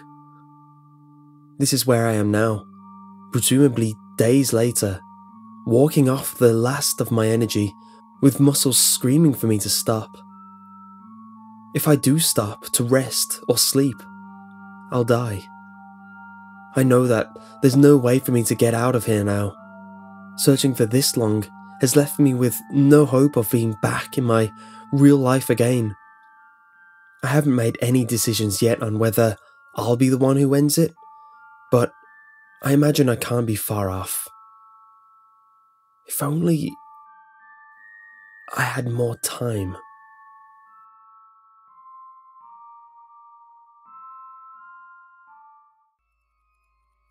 My family has a house in the NC Mountains that my great-grandfather built a long while back. The house is my favourite place on earth, but it's insanely creepy. Everything about it is just old and alive. You never feel alone. And, honestly, it's never bothered me. It's actually been rather comforting growing up. My sister and I always share a bedroom, and between the two of us, we have at least a dozen spooky ghost stories about this house. But there was only one instance that feels too scary and unsettling to talk about. I was about 14 and she was 12. We were sitting in the basement and playing checkers because it was raining, and what else is there to do? The basement isn't actually that spooky. There are 3 bedrooms and a lot of windows, so it's a lot of natural light. We were sitting across the room from one of the beds, the bigger one. So we were playing checkers and goofing off, when suddenly I see the door handle to the bedroom across the room turn, very slowly. My heart dropped. The way it was turning so slowly, like slow motion, like someone didn't want to make any noise. When the door begins to open just a crack, then a little more. I look at my sister and she's staring at it too. We're both silent, just staring. A hand. Just the fingertips at first, then the rest of the fingers. Then an entire hand and wrist slides between the door and the door frame. So deliberate, and so slowly. It looks old. There is no way this is the hand of one of my family members. It is so clearly an old woman's hand. It's small and wrinkly, and the fingernails are pretty. I see it perfectly thinking about it. The hand starts to pat the wall just beside the door frame, then sliding up and down, reaching a little. The only way I can describe it is like someone looking for a light switch in a dark place. It pats and rubs the wall, making little patting and rubbing noises. Then it stops and slowly slides back into the door. The door slowly pulls closed. My sister and I were both white as sheets and completely speechless. We couldn't even talk about it. We were just silent and terrified for probably half an hour. Then we ran upstairs and told our mom, who believed us, checked it out, but found nothing, of course. She told us it was probably just a friendly old ghost in need of attention. That was 6 years ago, and nothing that vivid has happened since. But damn, I'll never forget it.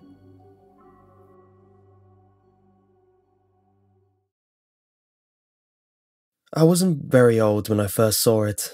maybe about 5 or 6 or so. It was a long time ago, but I remember it well. For what feels like the longest time, the whole experience of it felt like a dream. Like it never really happened. Just a little image in my head. A half-forgotten memory. Maybe it didn't. I can't remember exactly where the place was.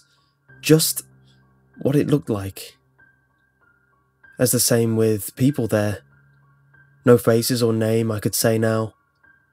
Maybe they weren't even there. Just additions by time to the memory.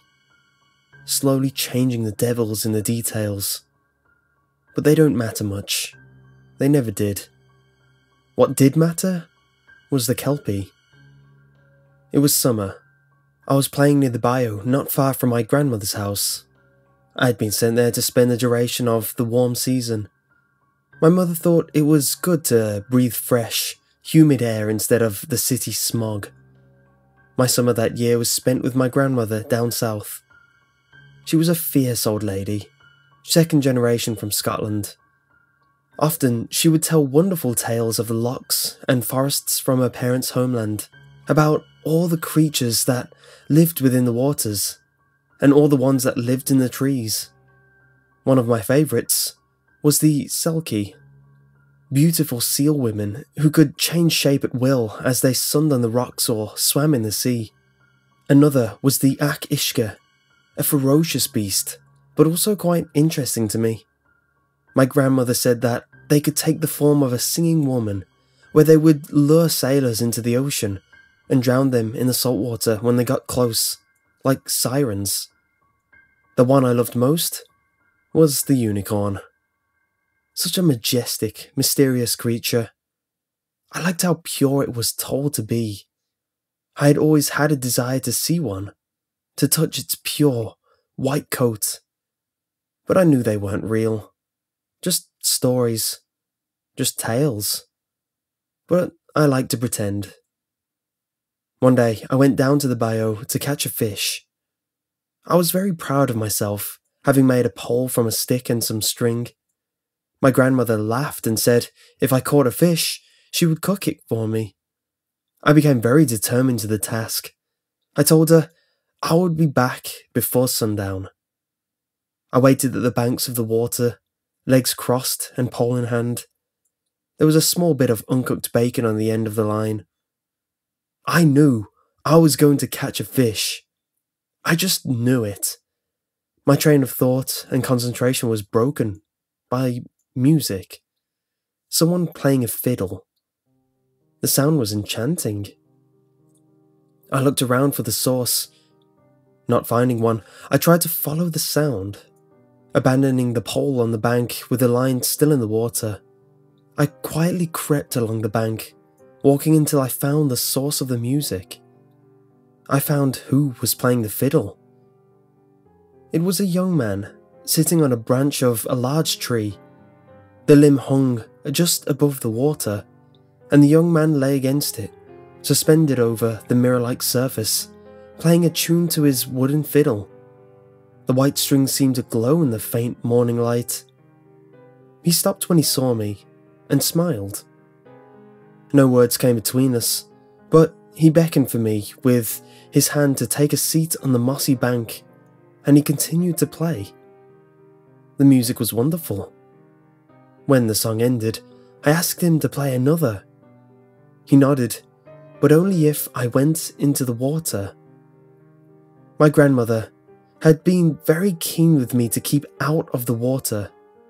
I could not swim at the time, and she made me promise to stay on the bank. So I removed my shoes and let my feet dangle in the cool, calm water. He played another song.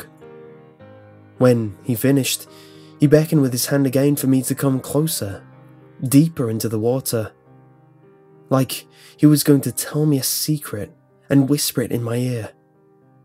I shook my head. I had made a promise. The young fiddler seemed sad, disappointed. I can't quite remember the details of his face, but I can just remember his frown. He sighed and rolled off the branch and into the dark water without a splash. Just a few small ripples came from where he entered the bayou. He never came out of the water. After that, I went back to the house as my grandmother called my name. First, I ran to get my pole. A tiny minnow was at the end of the paperclip hook. I almost told my grandmother about the young fiddler, but I didn't. She would just think it strange and say it was nonsense. The next day, I went back to the bayou banks, fishing pole in hand. I said to my grandmother I would catch a bigger fish. I told her I would be back before sundown. I went back to my spot and sat cross-legged, pole in hand. There was a small cut of deer on the hook. I sat and waited for a fish to bite, my thoughts trailing off about my grandmother's stories. They were stopped by the sound of laughter. It was a girlish laughter, light and soft. I was curious. Usually the bayou was so lonely, just the call of faraway birds and the hum of cicadas. But the laughter broke through it, right into my head. I followed the sound, leaving my pole on the bank and the line in the water. Moving silently, I walked along the bank. In the same place, with a low, hanging tree limb, was where I found the source of the laughter. That small, watery grove seemed just a little different. A large grey rock sat in the middle of the water, emerging from the deep. I hadn't noticed it before. Possibly I just hadn't remembered it from when I met the young fiddler. Sitting on the rock were 3 young girls. They looked a few years older than me. All of them had long, dark hair that swayed around them like thousands of waved silk strings.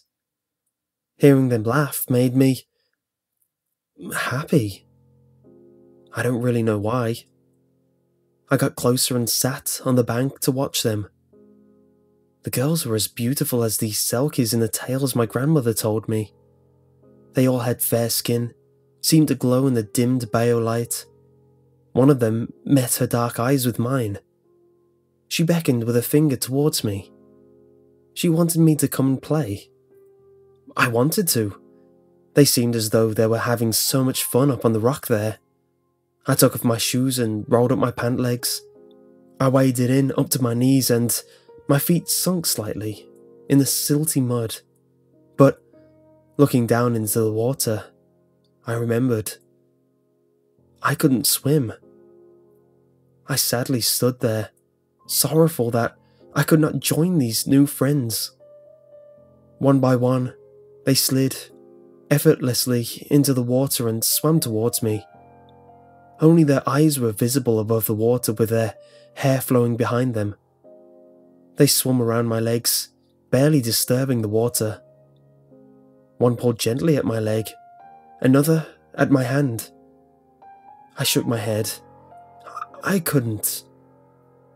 Disappointed, they sighed dismally and let go of my hand and left, slipping away like the water they swam in. Their sighs were almost musical, as melodic as they were. I didn't want them to go. I almost swam after them, but I heard my grandmother call my name. I went to get my pole. A small fry was at the end of the line. I almost told my grandmother about the bayou selkie girls, but I didn't. I felt like they were mine somehow, like a secret that only I would know. The following day, I set out again. I was going to get a bigger fish. I had to. This was my last day in the bayou. I was going home the next day. I told my grandmother I would be back before sundown and went to the bank to fish. With a pole in my hands and my legs crossed over one another, there was a small strip of gator meat at the end of my makeshift hook. I gazed out into the dark, still water. It seemed almost dead. Lovely, but dead. A metallic blue dragonfly landed on the water, took a sip, and flew off. I watched it go. My attention was then turned to most unusual noise. Hooves and a neigh. There were no horses in the bayou, so I started to wonder. I put my pole down on the bank and let the line sit in the water. I followed the sounds of the braying horse. Yet again, I came to that same place. The willows hung low, the tree limb sat just above the water, and the rock was empty of any sulky girls. Standing by the tree on a small island bank in the middle of the water was a unicorn. It didn't have a horn, much to my disappointment, but there it was, a pure white horse. It pawed at the ground with long furred hooves. Its mane was elegant and shiny. It seemed to glow, like the sulky girl's skin and the young man's fiddle strings. It was beautiful, even if it may not have been a unicorn, as the bayou girls were not selkies, and the young fiddler was not the singing Akishka. It looked towards me and waved its head up and down, up and down. It was calling me to it. Without hesitation, I got into the water. I didn't even take off my shoes. I stood knee-deep. The white horse trotted into the water and began to swim to me. I hoped it would play with me on the bank, or at least in the shallows. It stopped though, just a little further out from where I was. It could stand there, but then again, it was much bigger than me. The water couldn't be too deep over there, could it? It looked towards its back. It was offering me a ride. In my excitement, I forgot all about my grandmother's words and went deeper into the water, up to my chest, then my shoulders. The water felt suffocating as it went higher and higher. I felt like my lungs were being crushed under the pressure of it. I held my hand out to the white horse. It was still just out of reach. I took another step, and the water was to my chin. My fingers brushed over its silky mane. Water weeds had collected in it, giving it green flecks here and there. I went to touch it again. This time, though, it felt more sticky, like tape or glue. Looking down into the water, the white horse had lost its glow. It seemed more grey. Darkening the further down it went, it was almost black.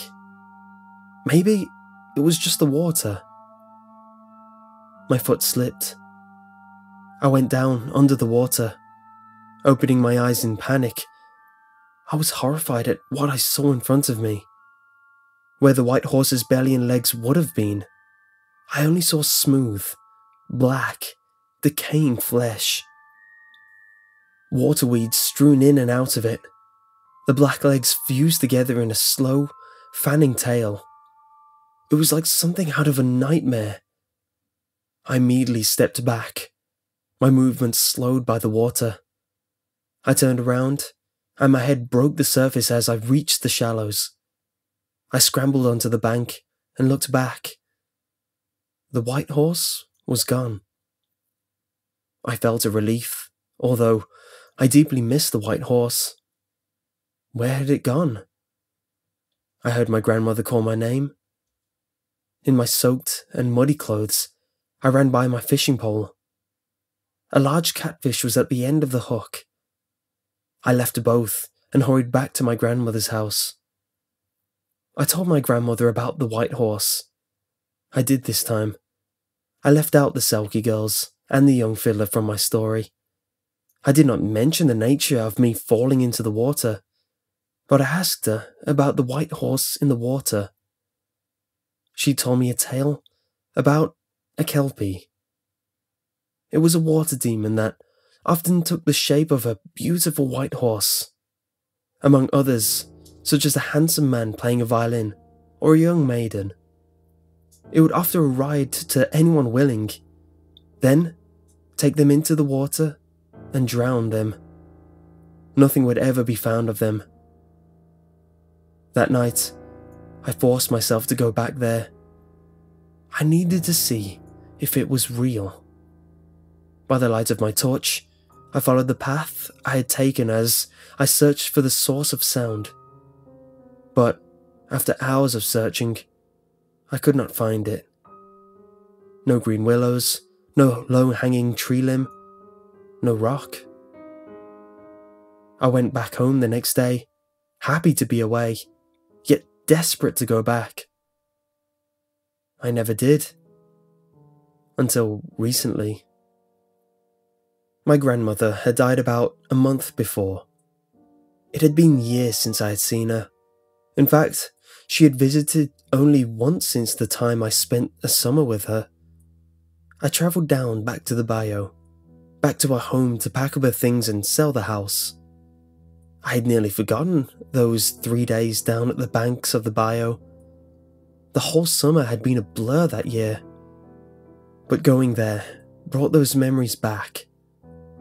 For so long, I dismissed it as a dream, or some dull event of meeting other people. A man playing an instrument, some girls swimming in the water, an animal on the other bank, or deer perhaps, or a white goat that had lost its way. Nothing out of the ordinary for the South. Maybe it was just my imagination that I saw a white horse and pet its mane. But to reassure myself of this childhood nonsense, I decided to go and take just one little look that morning. I would be back before sundown.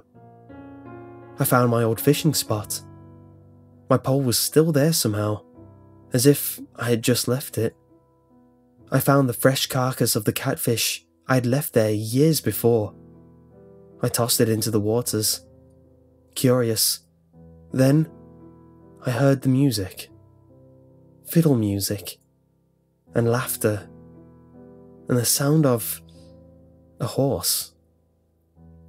I followed it, and I found the same place. The place with the willows, and the low-hanging tree limb, and the rock, and the opposite bank with the tree. Once I got there, though, all the music and laughter was gone. The tree limb sat empty over the water, the rock isolated and alone.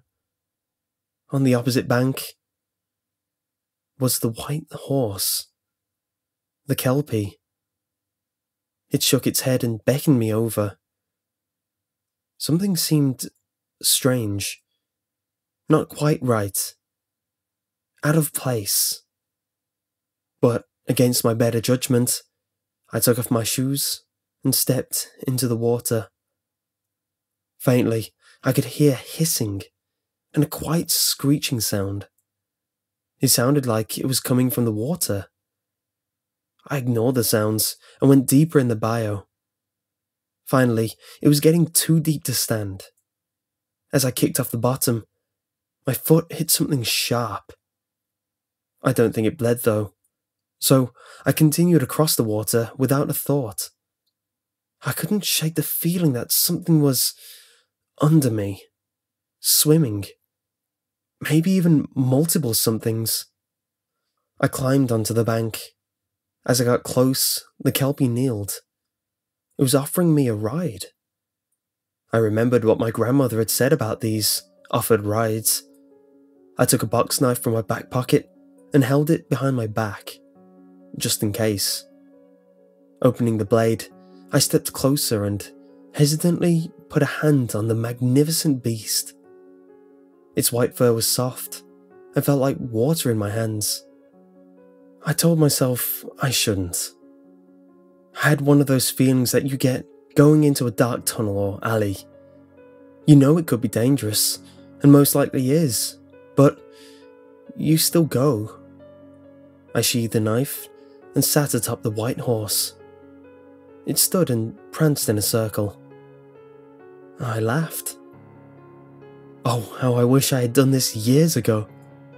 Looking up, I saw the young fiddler, laying on the low-hanging tree limb. He plucked his string and began to play. He had a handsome face, with shaggy blonde hair hidden underneath a hat. His clothes looked old, like he was from the Wild West. The 3 bayou selkie girls came out of the water and lay atop the rock, laughing and brushing out the water's weeds with their fingers. I noticed their faces this time. Soft, delicate features with shining dark eyes and smiling mouths. They all seemed so happy. I started to feel the same. A large grin was stuck on my face. Though, after a moment, that was replaced with a feeling of sickness, worriment. I had a deep ache in my stomach. I was scared. But of what? I tried to lift my hand from the white horse's neck. I wanted to get off. I wanted to swim to the other bank and run away from this place. My hand wouldn't move. I pulled at it with my free hand, but it was stuck, like it had been glued. I watched in horror as the white horse's coat began to grey before my eyes, becoming darker and darker. Finally, it became an oily black. Light shined off it in different colours. It turned its head towards me. No longer was this the beautiful creature I had seen across the bank. It was a monster. The kelpie. Its eyes were blue and clouded, and I could see its jagged teeth through a decaying mouth. A long, greenish-black tongue lapped out of its jaws. The kelpie's skin started to become a sticky, black goo, engulfing my hand and surrounding my legs. I called for help from the young fiddler and the selkie girls. It was like they didn't notice me shouting at them. When they did finally look at me, I realised that they too were not as they seemed. No longer were the selkie girls beautiful and long. Their skins were green and rotting. One of them was missing an eye. They gazed lazily at me with tilted heads, as if they were frowning at me with disappointment from their retracted lips and bare teeth. Had my fateful decision to ride the kelpie. The young fiddler, his clothes torn and half of his face peeled away, plucked a few sad notes before his skin began to bubble and turn black. The selkie girls did the same. Slowly, they all dissolved, bone and flesh, into the same black goo of which the selkie was made of. Gradually, they dripped into the water and dissipated like ink, becoming underwater smoke. As soon as they were gone, the kelpie leapt into the water with me on its back. As it dove deeper, I tried to pull away. The melting black kelpie's skin was slowly crawling up my legs and chest. I was running out of air. I snatched the box cutter from my pocket and cut at the kelpie's decaying flesh.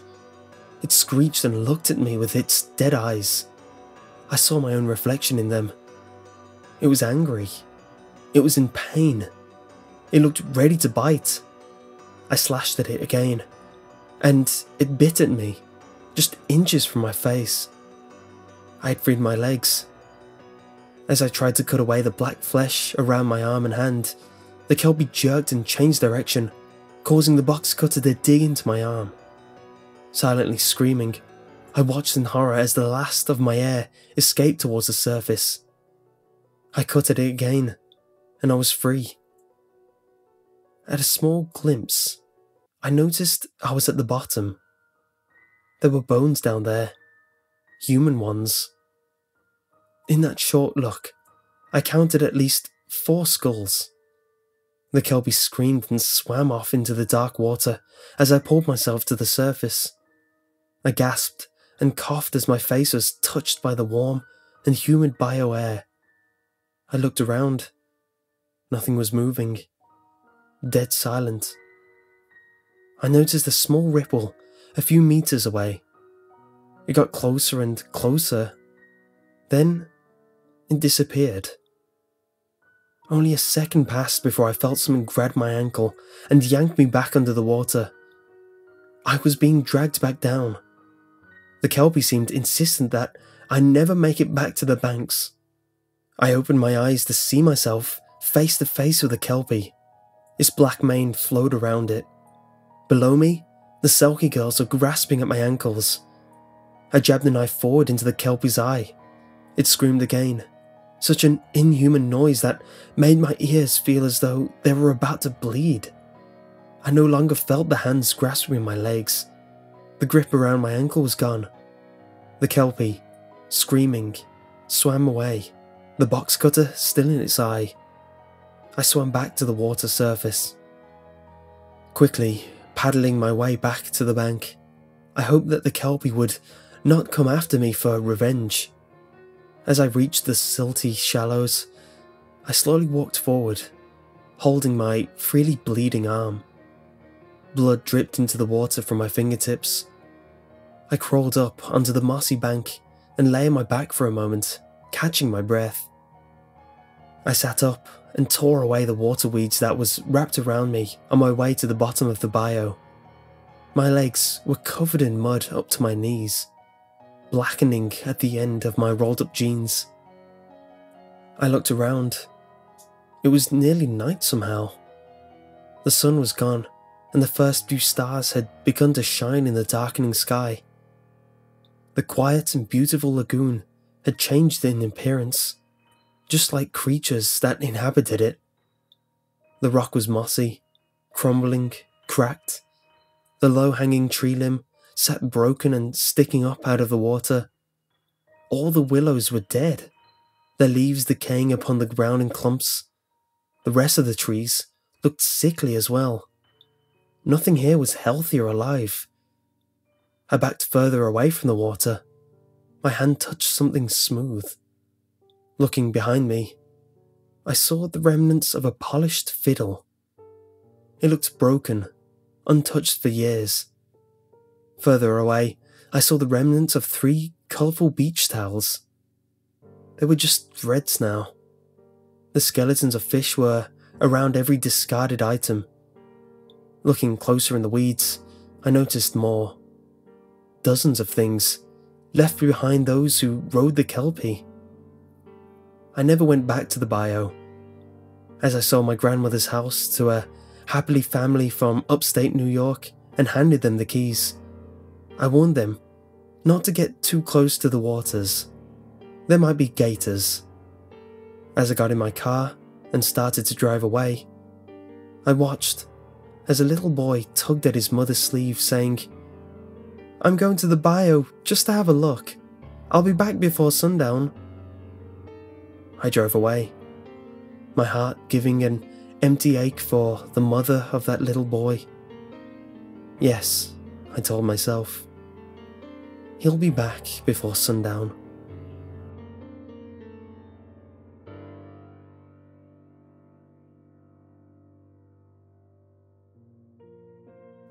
Have you ever had one of those feelings that something was wrong? I don't mean during the day either, but at night. I mean that sudden, unprovoked feeling of dread that commands you to wake.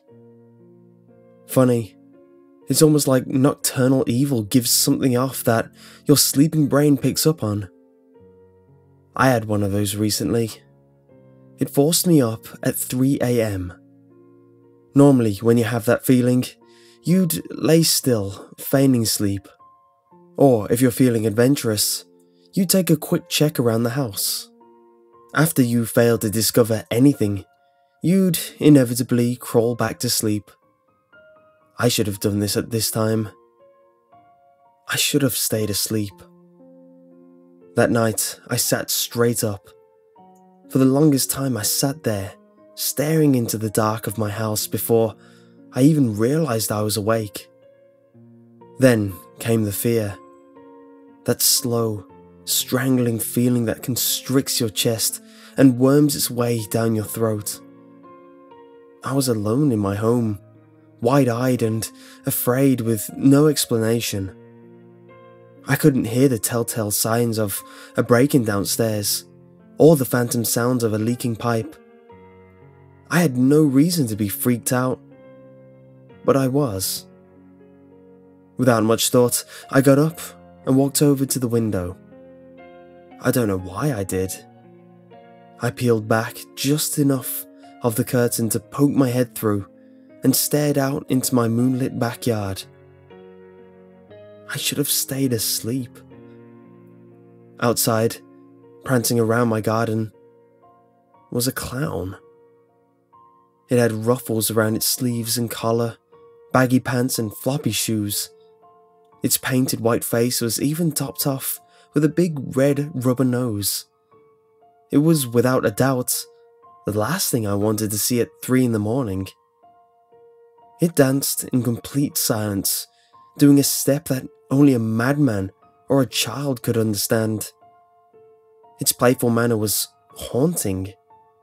I watched with dreadful fascination as it circled the garden, trying my best to ignore the growing lump in my throat.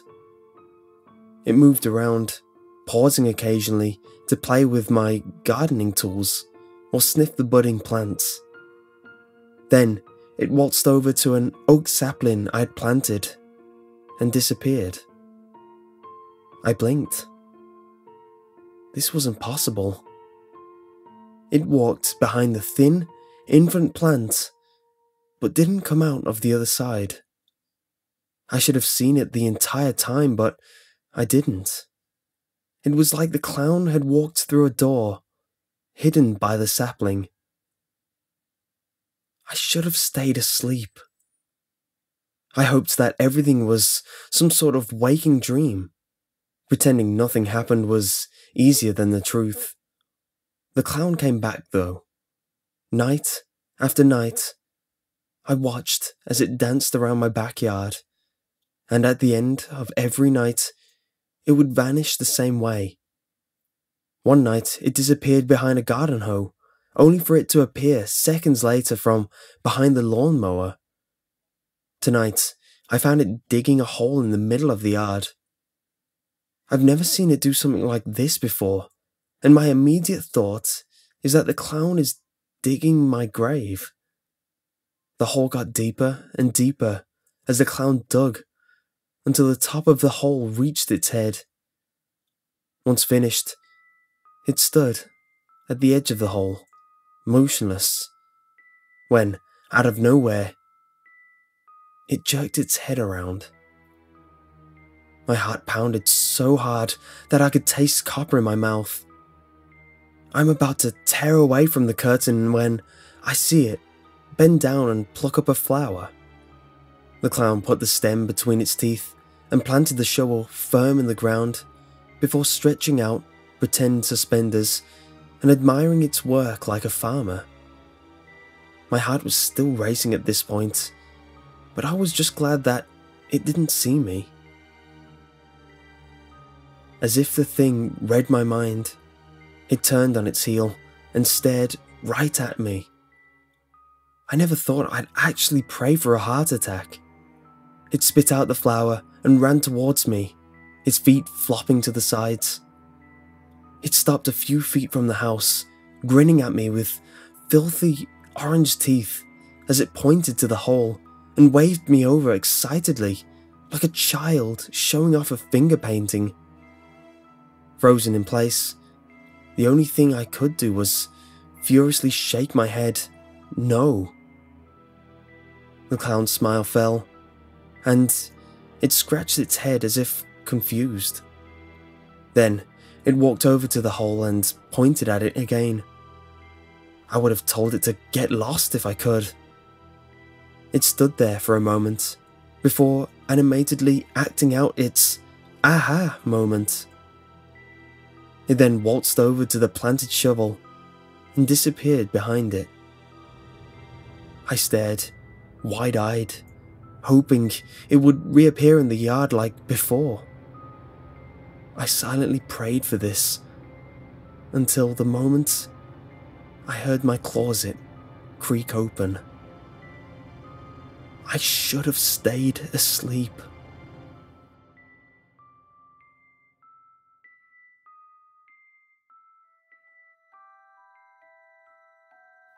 This happened a couple years ago when I was backpacking in Australia. I travelled around driving a van, like many backpackers there do, as it saves a lot of money with accommodation. Usually I slept in rest areas, gas stations or wherever I could park. This one night, I've been driving for a few hours and start to feel sleepy. I decided then to stop in the next rest area in the middle of nowhere. Parking in that location during daytime could have been a great idea, but at night, it seemed like a horror movie location. There were no cars parked there. I know I should park where there were more people around, but I really was drowsy, and no lights whatsoever. I turned off the engine and closed the curtains of the van. It was not long before dawn that I heard some heavy knocking on the side of the van. "Open up, it's the police!" Nothing wakes you up faster than that. My heart was racing. I was just adjusting to the adrenaline rush in my stream when they repeated the heavy knocking, saying it was the police. My first thought is that I parked somewhere I shouldn't, but then again, it was the middle of nowhere and it was a rest area. Before opening up, with my mind telling me that that situation was weird as hell, I decided to go slowly to one of the windows and look through the gap in one of the curtains. I could clearly see the shape/shadow of a guy standing behind the van. His car wasn't too far, but it didn't have any lights or flashing lights. This guy was definitely not a cop. Bringing up the courage I had left, I shouted, "Get the hell away! I have a gun and I'm calling the cops on the radio." I didn't have a radio, or a gun, but that seemed to faze him. I saw him getting back in his car, and, to add the creepiness, someone came out of the bushes and also got in the car. They left, and a few minutes after that, I turned on my van and drove in the opposite direction they went to. Safe to say that I never slept in another rest area that didn't have at least a couple of the cars parked. I don't know what those people wanted, but with Australia's history of backpackers serial killers, I'm very happy to be here today.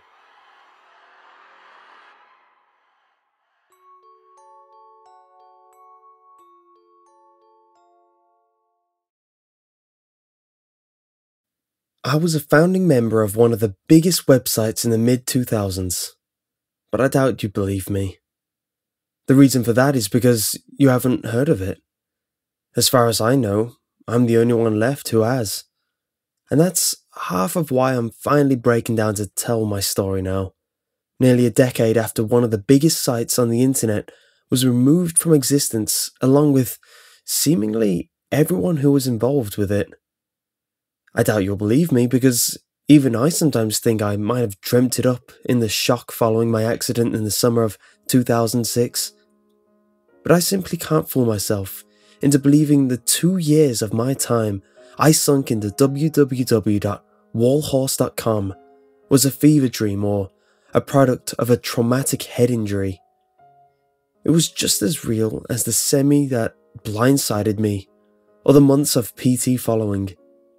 But let me start at some kind of reasonable beginning.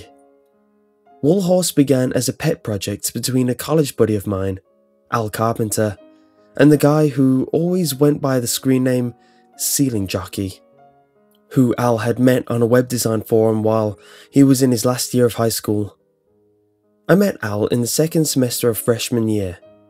We were both in a programming class for our major and were completely above the course level in terms of skill and sort of hit it off talking about Unreal Tournament after a particularly quick lesson.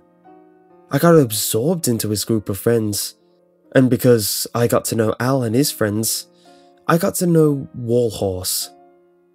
At the time, Wallhorse had around 2,250 active users, mostly from colleges in the US. While not a particularly impressive figure in terms of numbers, the amount of growth and activity it was showing from word of mouth alone was worthy of attention. A lot of younger people don't understand the climate of the internet in 2003. The web was metamorphosing out of its original form of chat rooms and dial-up, and slowly transforming into the amazing thing you browse so casually today.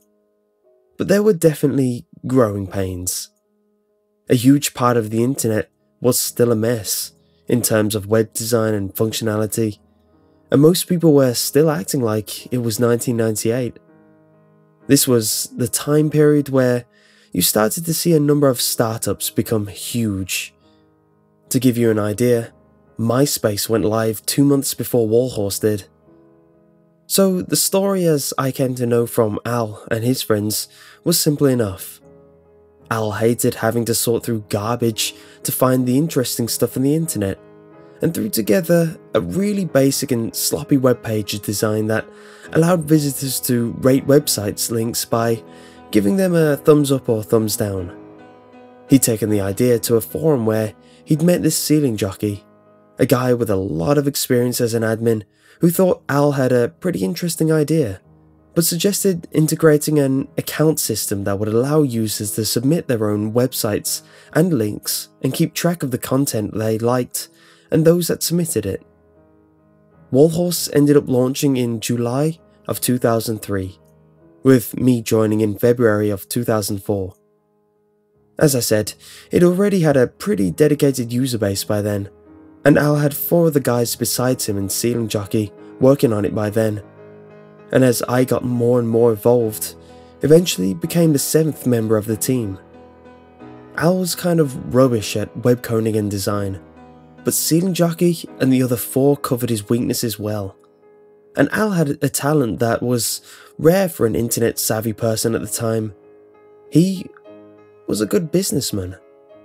He'd put out a bunch of lines throughout the school year, and we'd gotten a lot of traffic and interest from a number of bigger forums at the time. I recall getting a huge spike in traffic from Something Awful right before finals week that pushed us over 15k members. After that, things began to accelerate. I decided to room with the other members of the Warhorse team that summer instead of going home, and after bouncing around helping the other members of the team as I could, I became a sort of de facto community manager, relaying and filtering the feedback we were getting from our very quickly expanding group of users. The site began to incorporate some social media aspects, like heavily customizable profiles, and our first few power users started to emerge by the end of summer. We started advertising heavily through Google and banner ads, and it seemed like almost overnight, we had reached 150,000 users. The site was starting to generate money at this point, and I was shocked to be pocketing $1,000 a month from my work while going to school. Al was starting to come into his own too, and actually dropped out of school by October 2004. He was spending a lot of time working with Ceiling Jockey on the platform, but even more in correspondence with dozens of websites about advertisements and renting ad space on Warhorse for more capital. We hit it big in January of 2005 when Al took a big risk and bought a news piece on Warhorse that got circulated on AOL and MSN's homepage. It cost him a lot of time and $5,000, but we went from 500,000 to 1.5 million registered accounts almost overnight. We had to buy a new server, and the service was destabilized for nearly 2 weeks. And despite that, we were still registering record numbers of accounts, and our traffic put us in Alex's top 100 by February. I finally had the guts to go full-time with the site after I bombed my finals that May, and was making $8,000 a month right out the gate. Of course, there were problems. Al had run into issues dealing with some of his newer employees and had to fire 2 of them within a month of their hire. More pressing though, Al and Ceiling were disagreeing more and more about the direction the site should go. Al was starting to get calls from people with lots of money who were very interested in what Warhorse could become, and Ceiling Jockey did not like that. He wasn't exactly a frequent face in the site's user sections, but he did interact with them some, and the fact he was still essentially anonymous added an aura of mysteriousness to the site's most enigmatic employee. Come to think about it, I don't even think I ever knew where he lived at the time. I know Al was upset about having to deal with sending the guy's pay to a German bank, but he never did say exactly where he was from. Anyway, to Al's credit, he waited a damn long time before he finally started looking seriously at buyout offers. By this time, it was spring of 2006, and Warlords had hit an all-time high of 22 on Alex's ranking, and we had national attention. Television shows were putting name drops to our service in episodes. There were a couple of pop songs that had referential lyrics, and it was insane to be in the eye of the storm. So, it came to no one's surprise that Al accepted a buyout offer, but everyone was shocked when it came to $700 million. We were ecstatic, and Al threw a huge party at our office for everyone on the team, and we had a blast. That was Friday, June 2nd.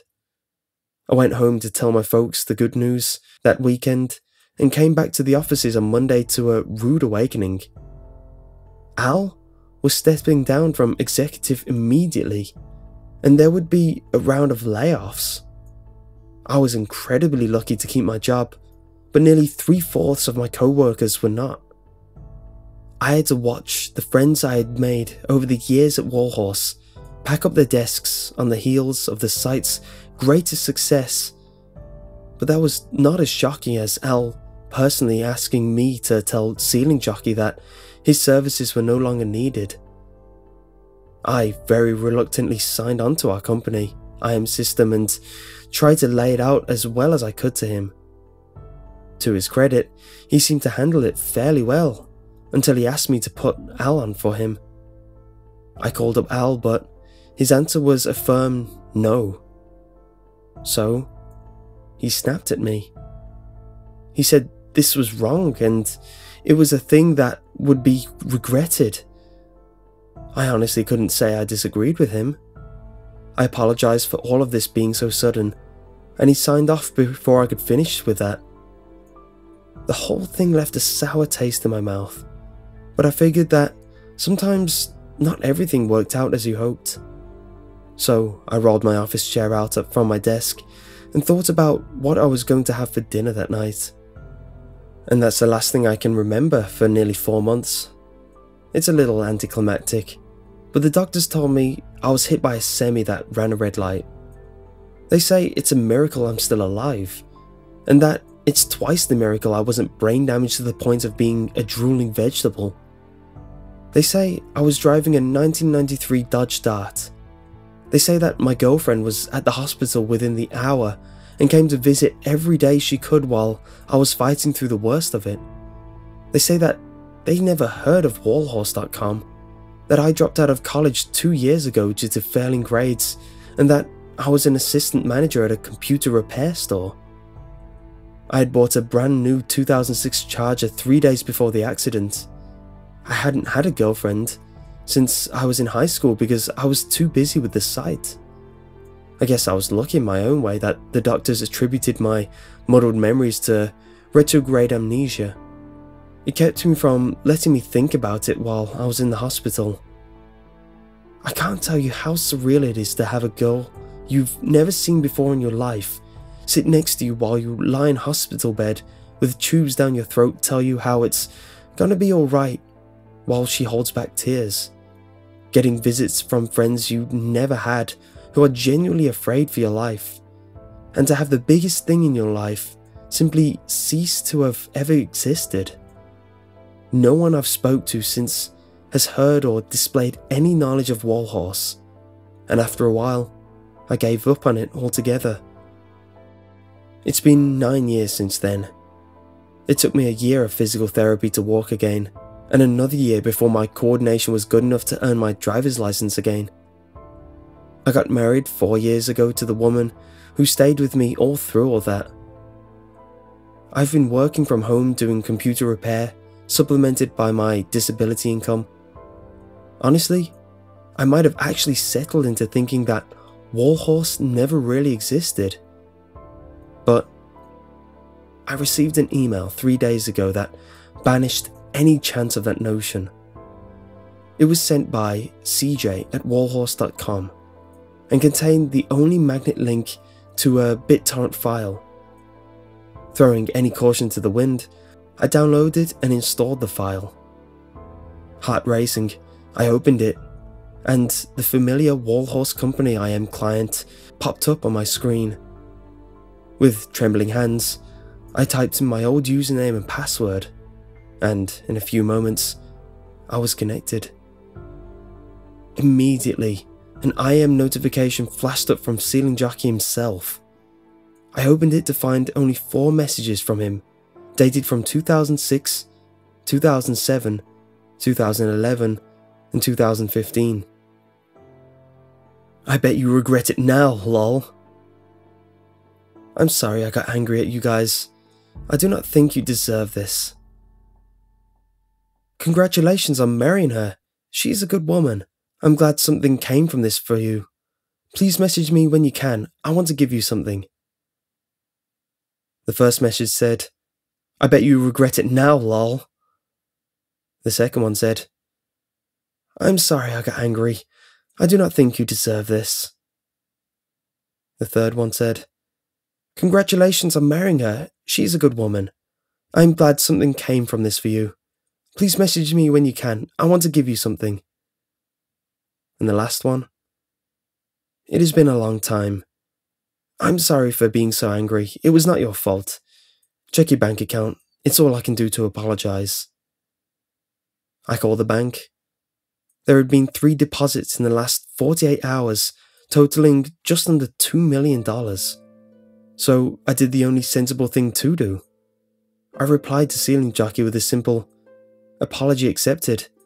Thank you. Uninstalled the Warhorse IM client and scheduled to pay off the last of my medical bills. I'm planning to take my wife on vacation somewhere overseas, but I needed to get the last of this off my mind before we went. I couldn't let this stew in my head for any longer. As I type all this out, I have become painfully aware of how much has already slipped away from me about that life. I can't remember the names of people I worked with. The months go by in a blur with only a few notable dates and milestones. By the time I get back from this vacation, I probably won't even remember what Al's face looked like or the layout of the website itself. I think that might be for the best, though.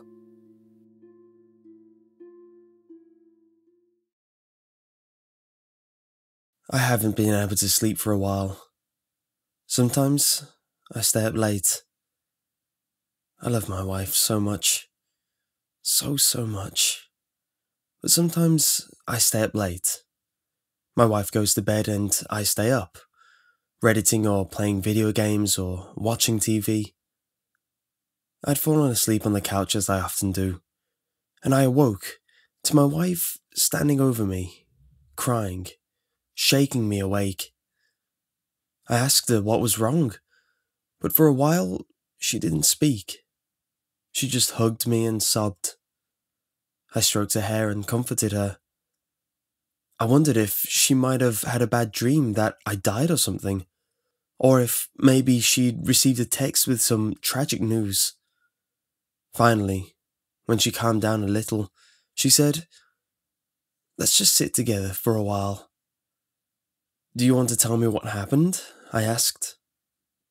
She seemed to think about it, and decided against it.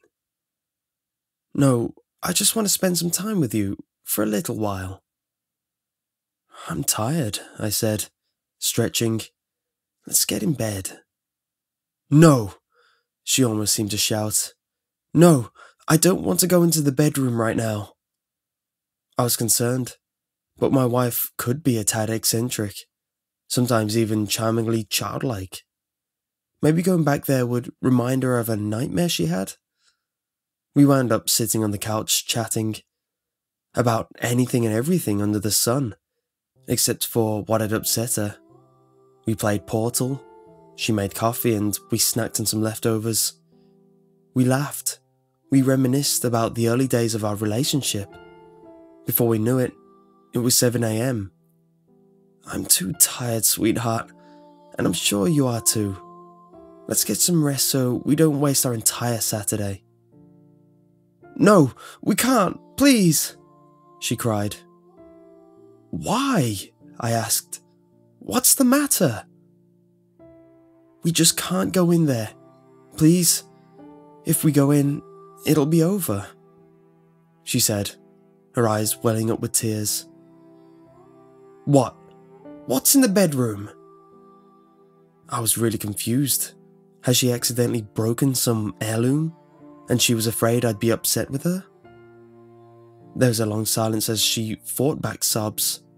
Then, finally, my body is in there.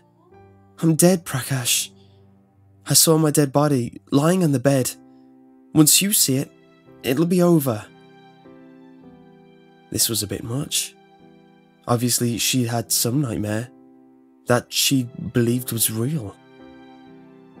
Oh, sweetheart, no. No, it was just a bad dream. Everything is okay. I hugged her as she sobbed. Look, you're just sleep deprived. You'll feel better when you wake up, I promise. She nodded somberly, then walked silently with me to the bedroom. I gestured to the empty bed, completely devoid of bodies. See there?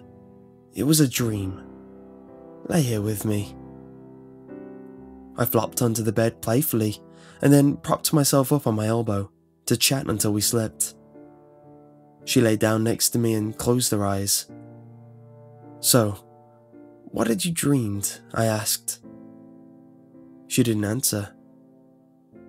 Diane? I asked. Did you really fall asleep that quickly? I laughed. I shook her, and she was stiff. I noticed her lips were a little blue around the edges. Next I noticed, she wasn't breathing. Of course I panicked. Of course I called 911. She was only 27 years old. An aneurysm in her sleep. The coroner said she'd been dead for 5 or 6 hours before I found the body. I miss her so much. I hope my promise is kept. Wherever she is now, wherever she woke up, I hope she feels better. Sleep well, everyone.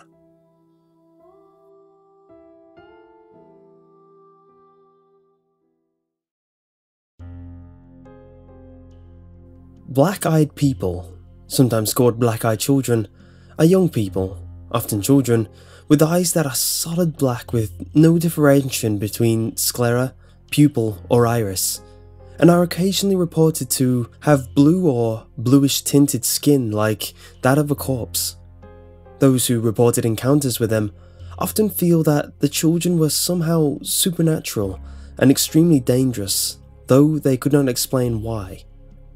Often they can be seen playing games and singing the nursery songs Old Man Longlegs or He Jumped into a Bramble Bush. They are usually near abandoned or deserted areas. Sometimes the reports talk of them appearing at one's doorstep, usually alone or in a pair.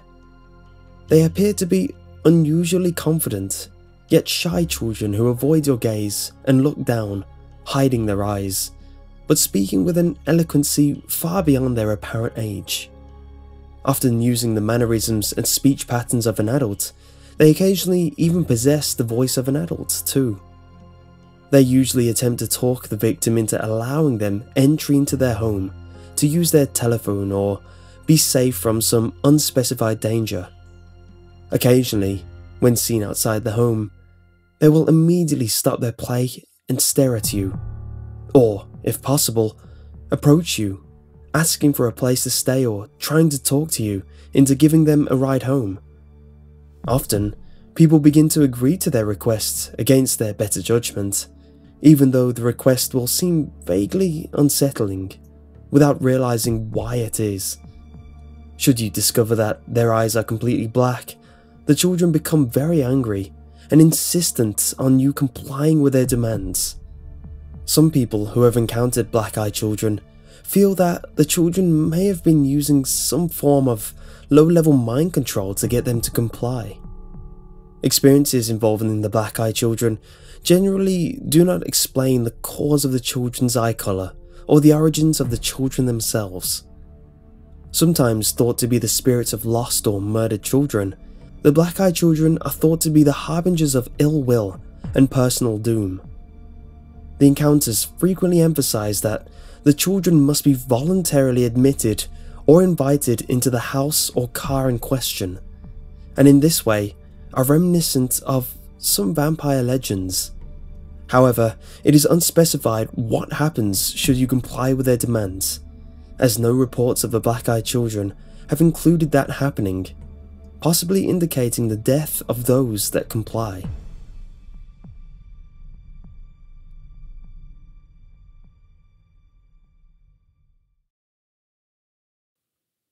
My internet service provider used to have offices in a shopping centre before they moved to their, comparatively, lush accommodations elsewhere. There was a Dropbox at that original location. The monthly bill was due, and thus, there but for the grace of the net, I went. It was about 9:30 PM when I left, from my relatively isolated apartments. It's about 10 to 15 minutes or so to downtown. Abilene has a population of about 110,000. Right next to Camelot Communications' old location is a $1.50 movie theatre. At the time, the place was featuring that masterwork of modern film, Mortal Kombat. I drove by the theatre on the way to the centre and pulled into an empty parking space. Using the glow of the marquee to write out my check, I was startled to hear a knock on the driver's side window of my car. I looked over and saw two children staring at me from the street. I need to describe them with one feature, you can guess what it is, that I didn't realise until halfway through the conversation cleverly omitted. Both appeared to be in that semi-mystical stage of life children get into where you can't exactly tell their age. Both were boys, and my initial impression is that they were somewhere between 10 to 14. The first boy was the spokesman. The second boy didn't speak during the entire conversation, at least not in words. The first boy was slightly taller than his companion, wearing a pullover, hooded shirt, with a sort of grey checkered pattern and jeans. I couldn't see his shoes. His skin was olive-coloured and had curly, medium-length brown hair. He exuded an air of quiet confidence. Boy number 2 had pale skin with a trace of freckles. His primary characteristic seemed to be looking around nervously. He was dressed in a similar manner to his companion, but his pullover was a light green colour. His hair was a sort of pale orange. They didn't appear to be related, at least directly. Oh great, I thought. They're gonna hit me up for money. And then the air changed. I've explained this before, but for the benefit of any new lurkers out there, right before I experience something strange, there's a change in perception that comes about which I describe in the above manner. It's basically enough time to know it's too late. So, there I was, filling out a check in my car, which was still running, and in a sudden panic over the appearance of the two little boys. I was confused, but an overwhelming sense of fear and unearthliness rushed in nonetheless. The spokesman smiled, and the sight, for some inexplicable reason, chilled my blood. I could feel fight or flight responses kicking in. Something, I knew instinctually, was not right, but I didn't know what it could possibly be. I rolled down the window very slightly and asked, "Yes?" The spokesman smiled again, broader this time. His teeth were very white. "Hey, mister, what's up? We have a problem," he said. His voice was that of a young man, but his diction, quite calm and something I couldn't put my finger on, made my desire to flee even greater. You see, my friend and I want to see the films, but we forgot our money," he continued. "We need to go to our house to get it. Want to help us out?" Okay, journalists are required to talk to lots of people, and that includes children. And I've seen and spoken to lots of them.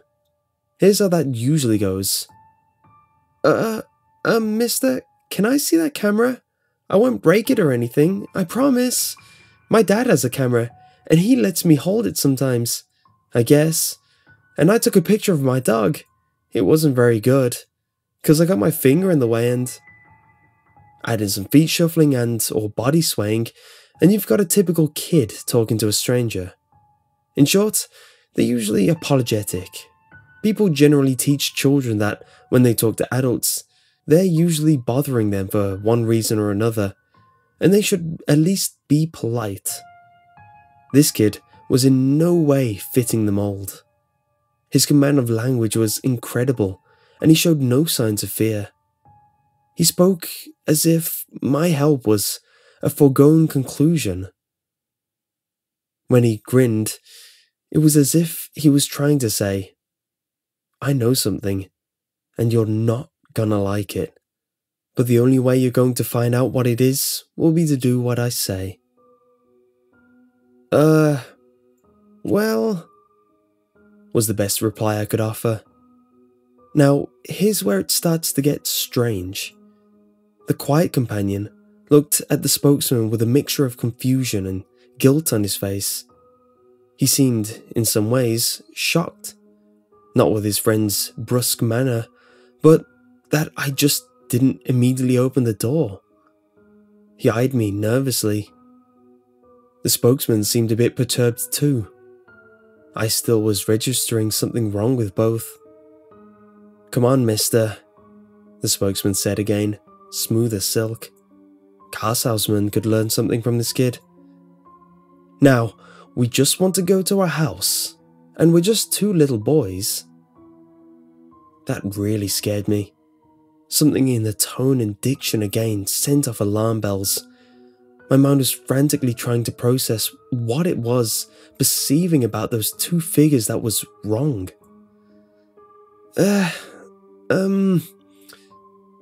Was all I could manage. I felt myself digging my fingernails into the steering wheel. "What movie were you going to see?" I asked, finally. "Mortal Kombat, of course," the spokesman said.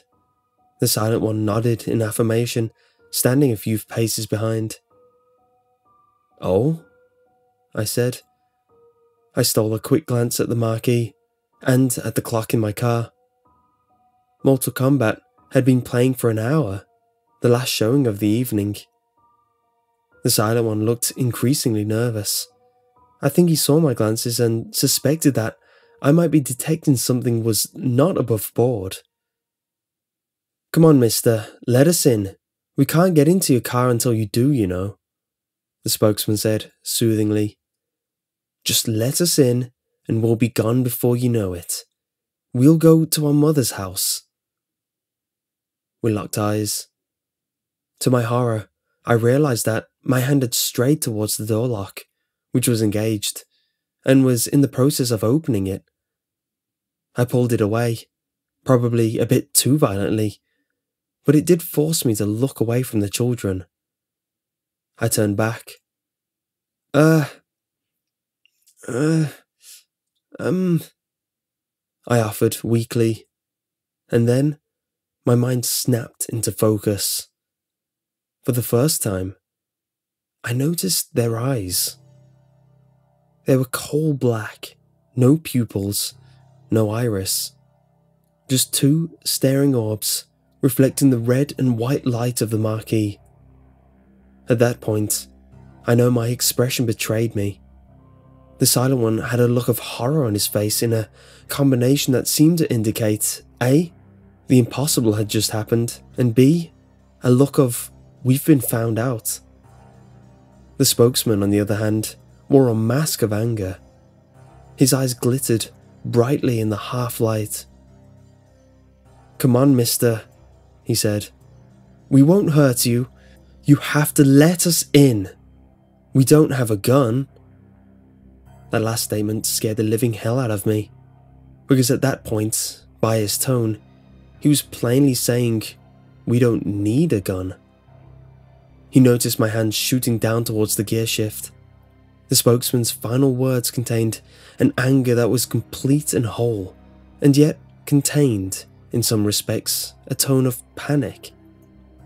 We can't come in unless you tell us it's okay. Let us in. I ripped the car into reverse. Thank goodness no one was coming up behind me, and tore out of the parking lot. I noticed the boys in my peripheral vision, and I stole a quick glance back. They were gone. The sidewalk by the theatre was deserted. I drove home in a heightened sense of panic. Had anyone attempted to stop me, I would have run on through and faced the consequences later. I bolted into my house, scanning all around, including the sky. What did I see? Maybe nothing more than some kids looking for a ride, and some really funky contact lenses. Yeah, right,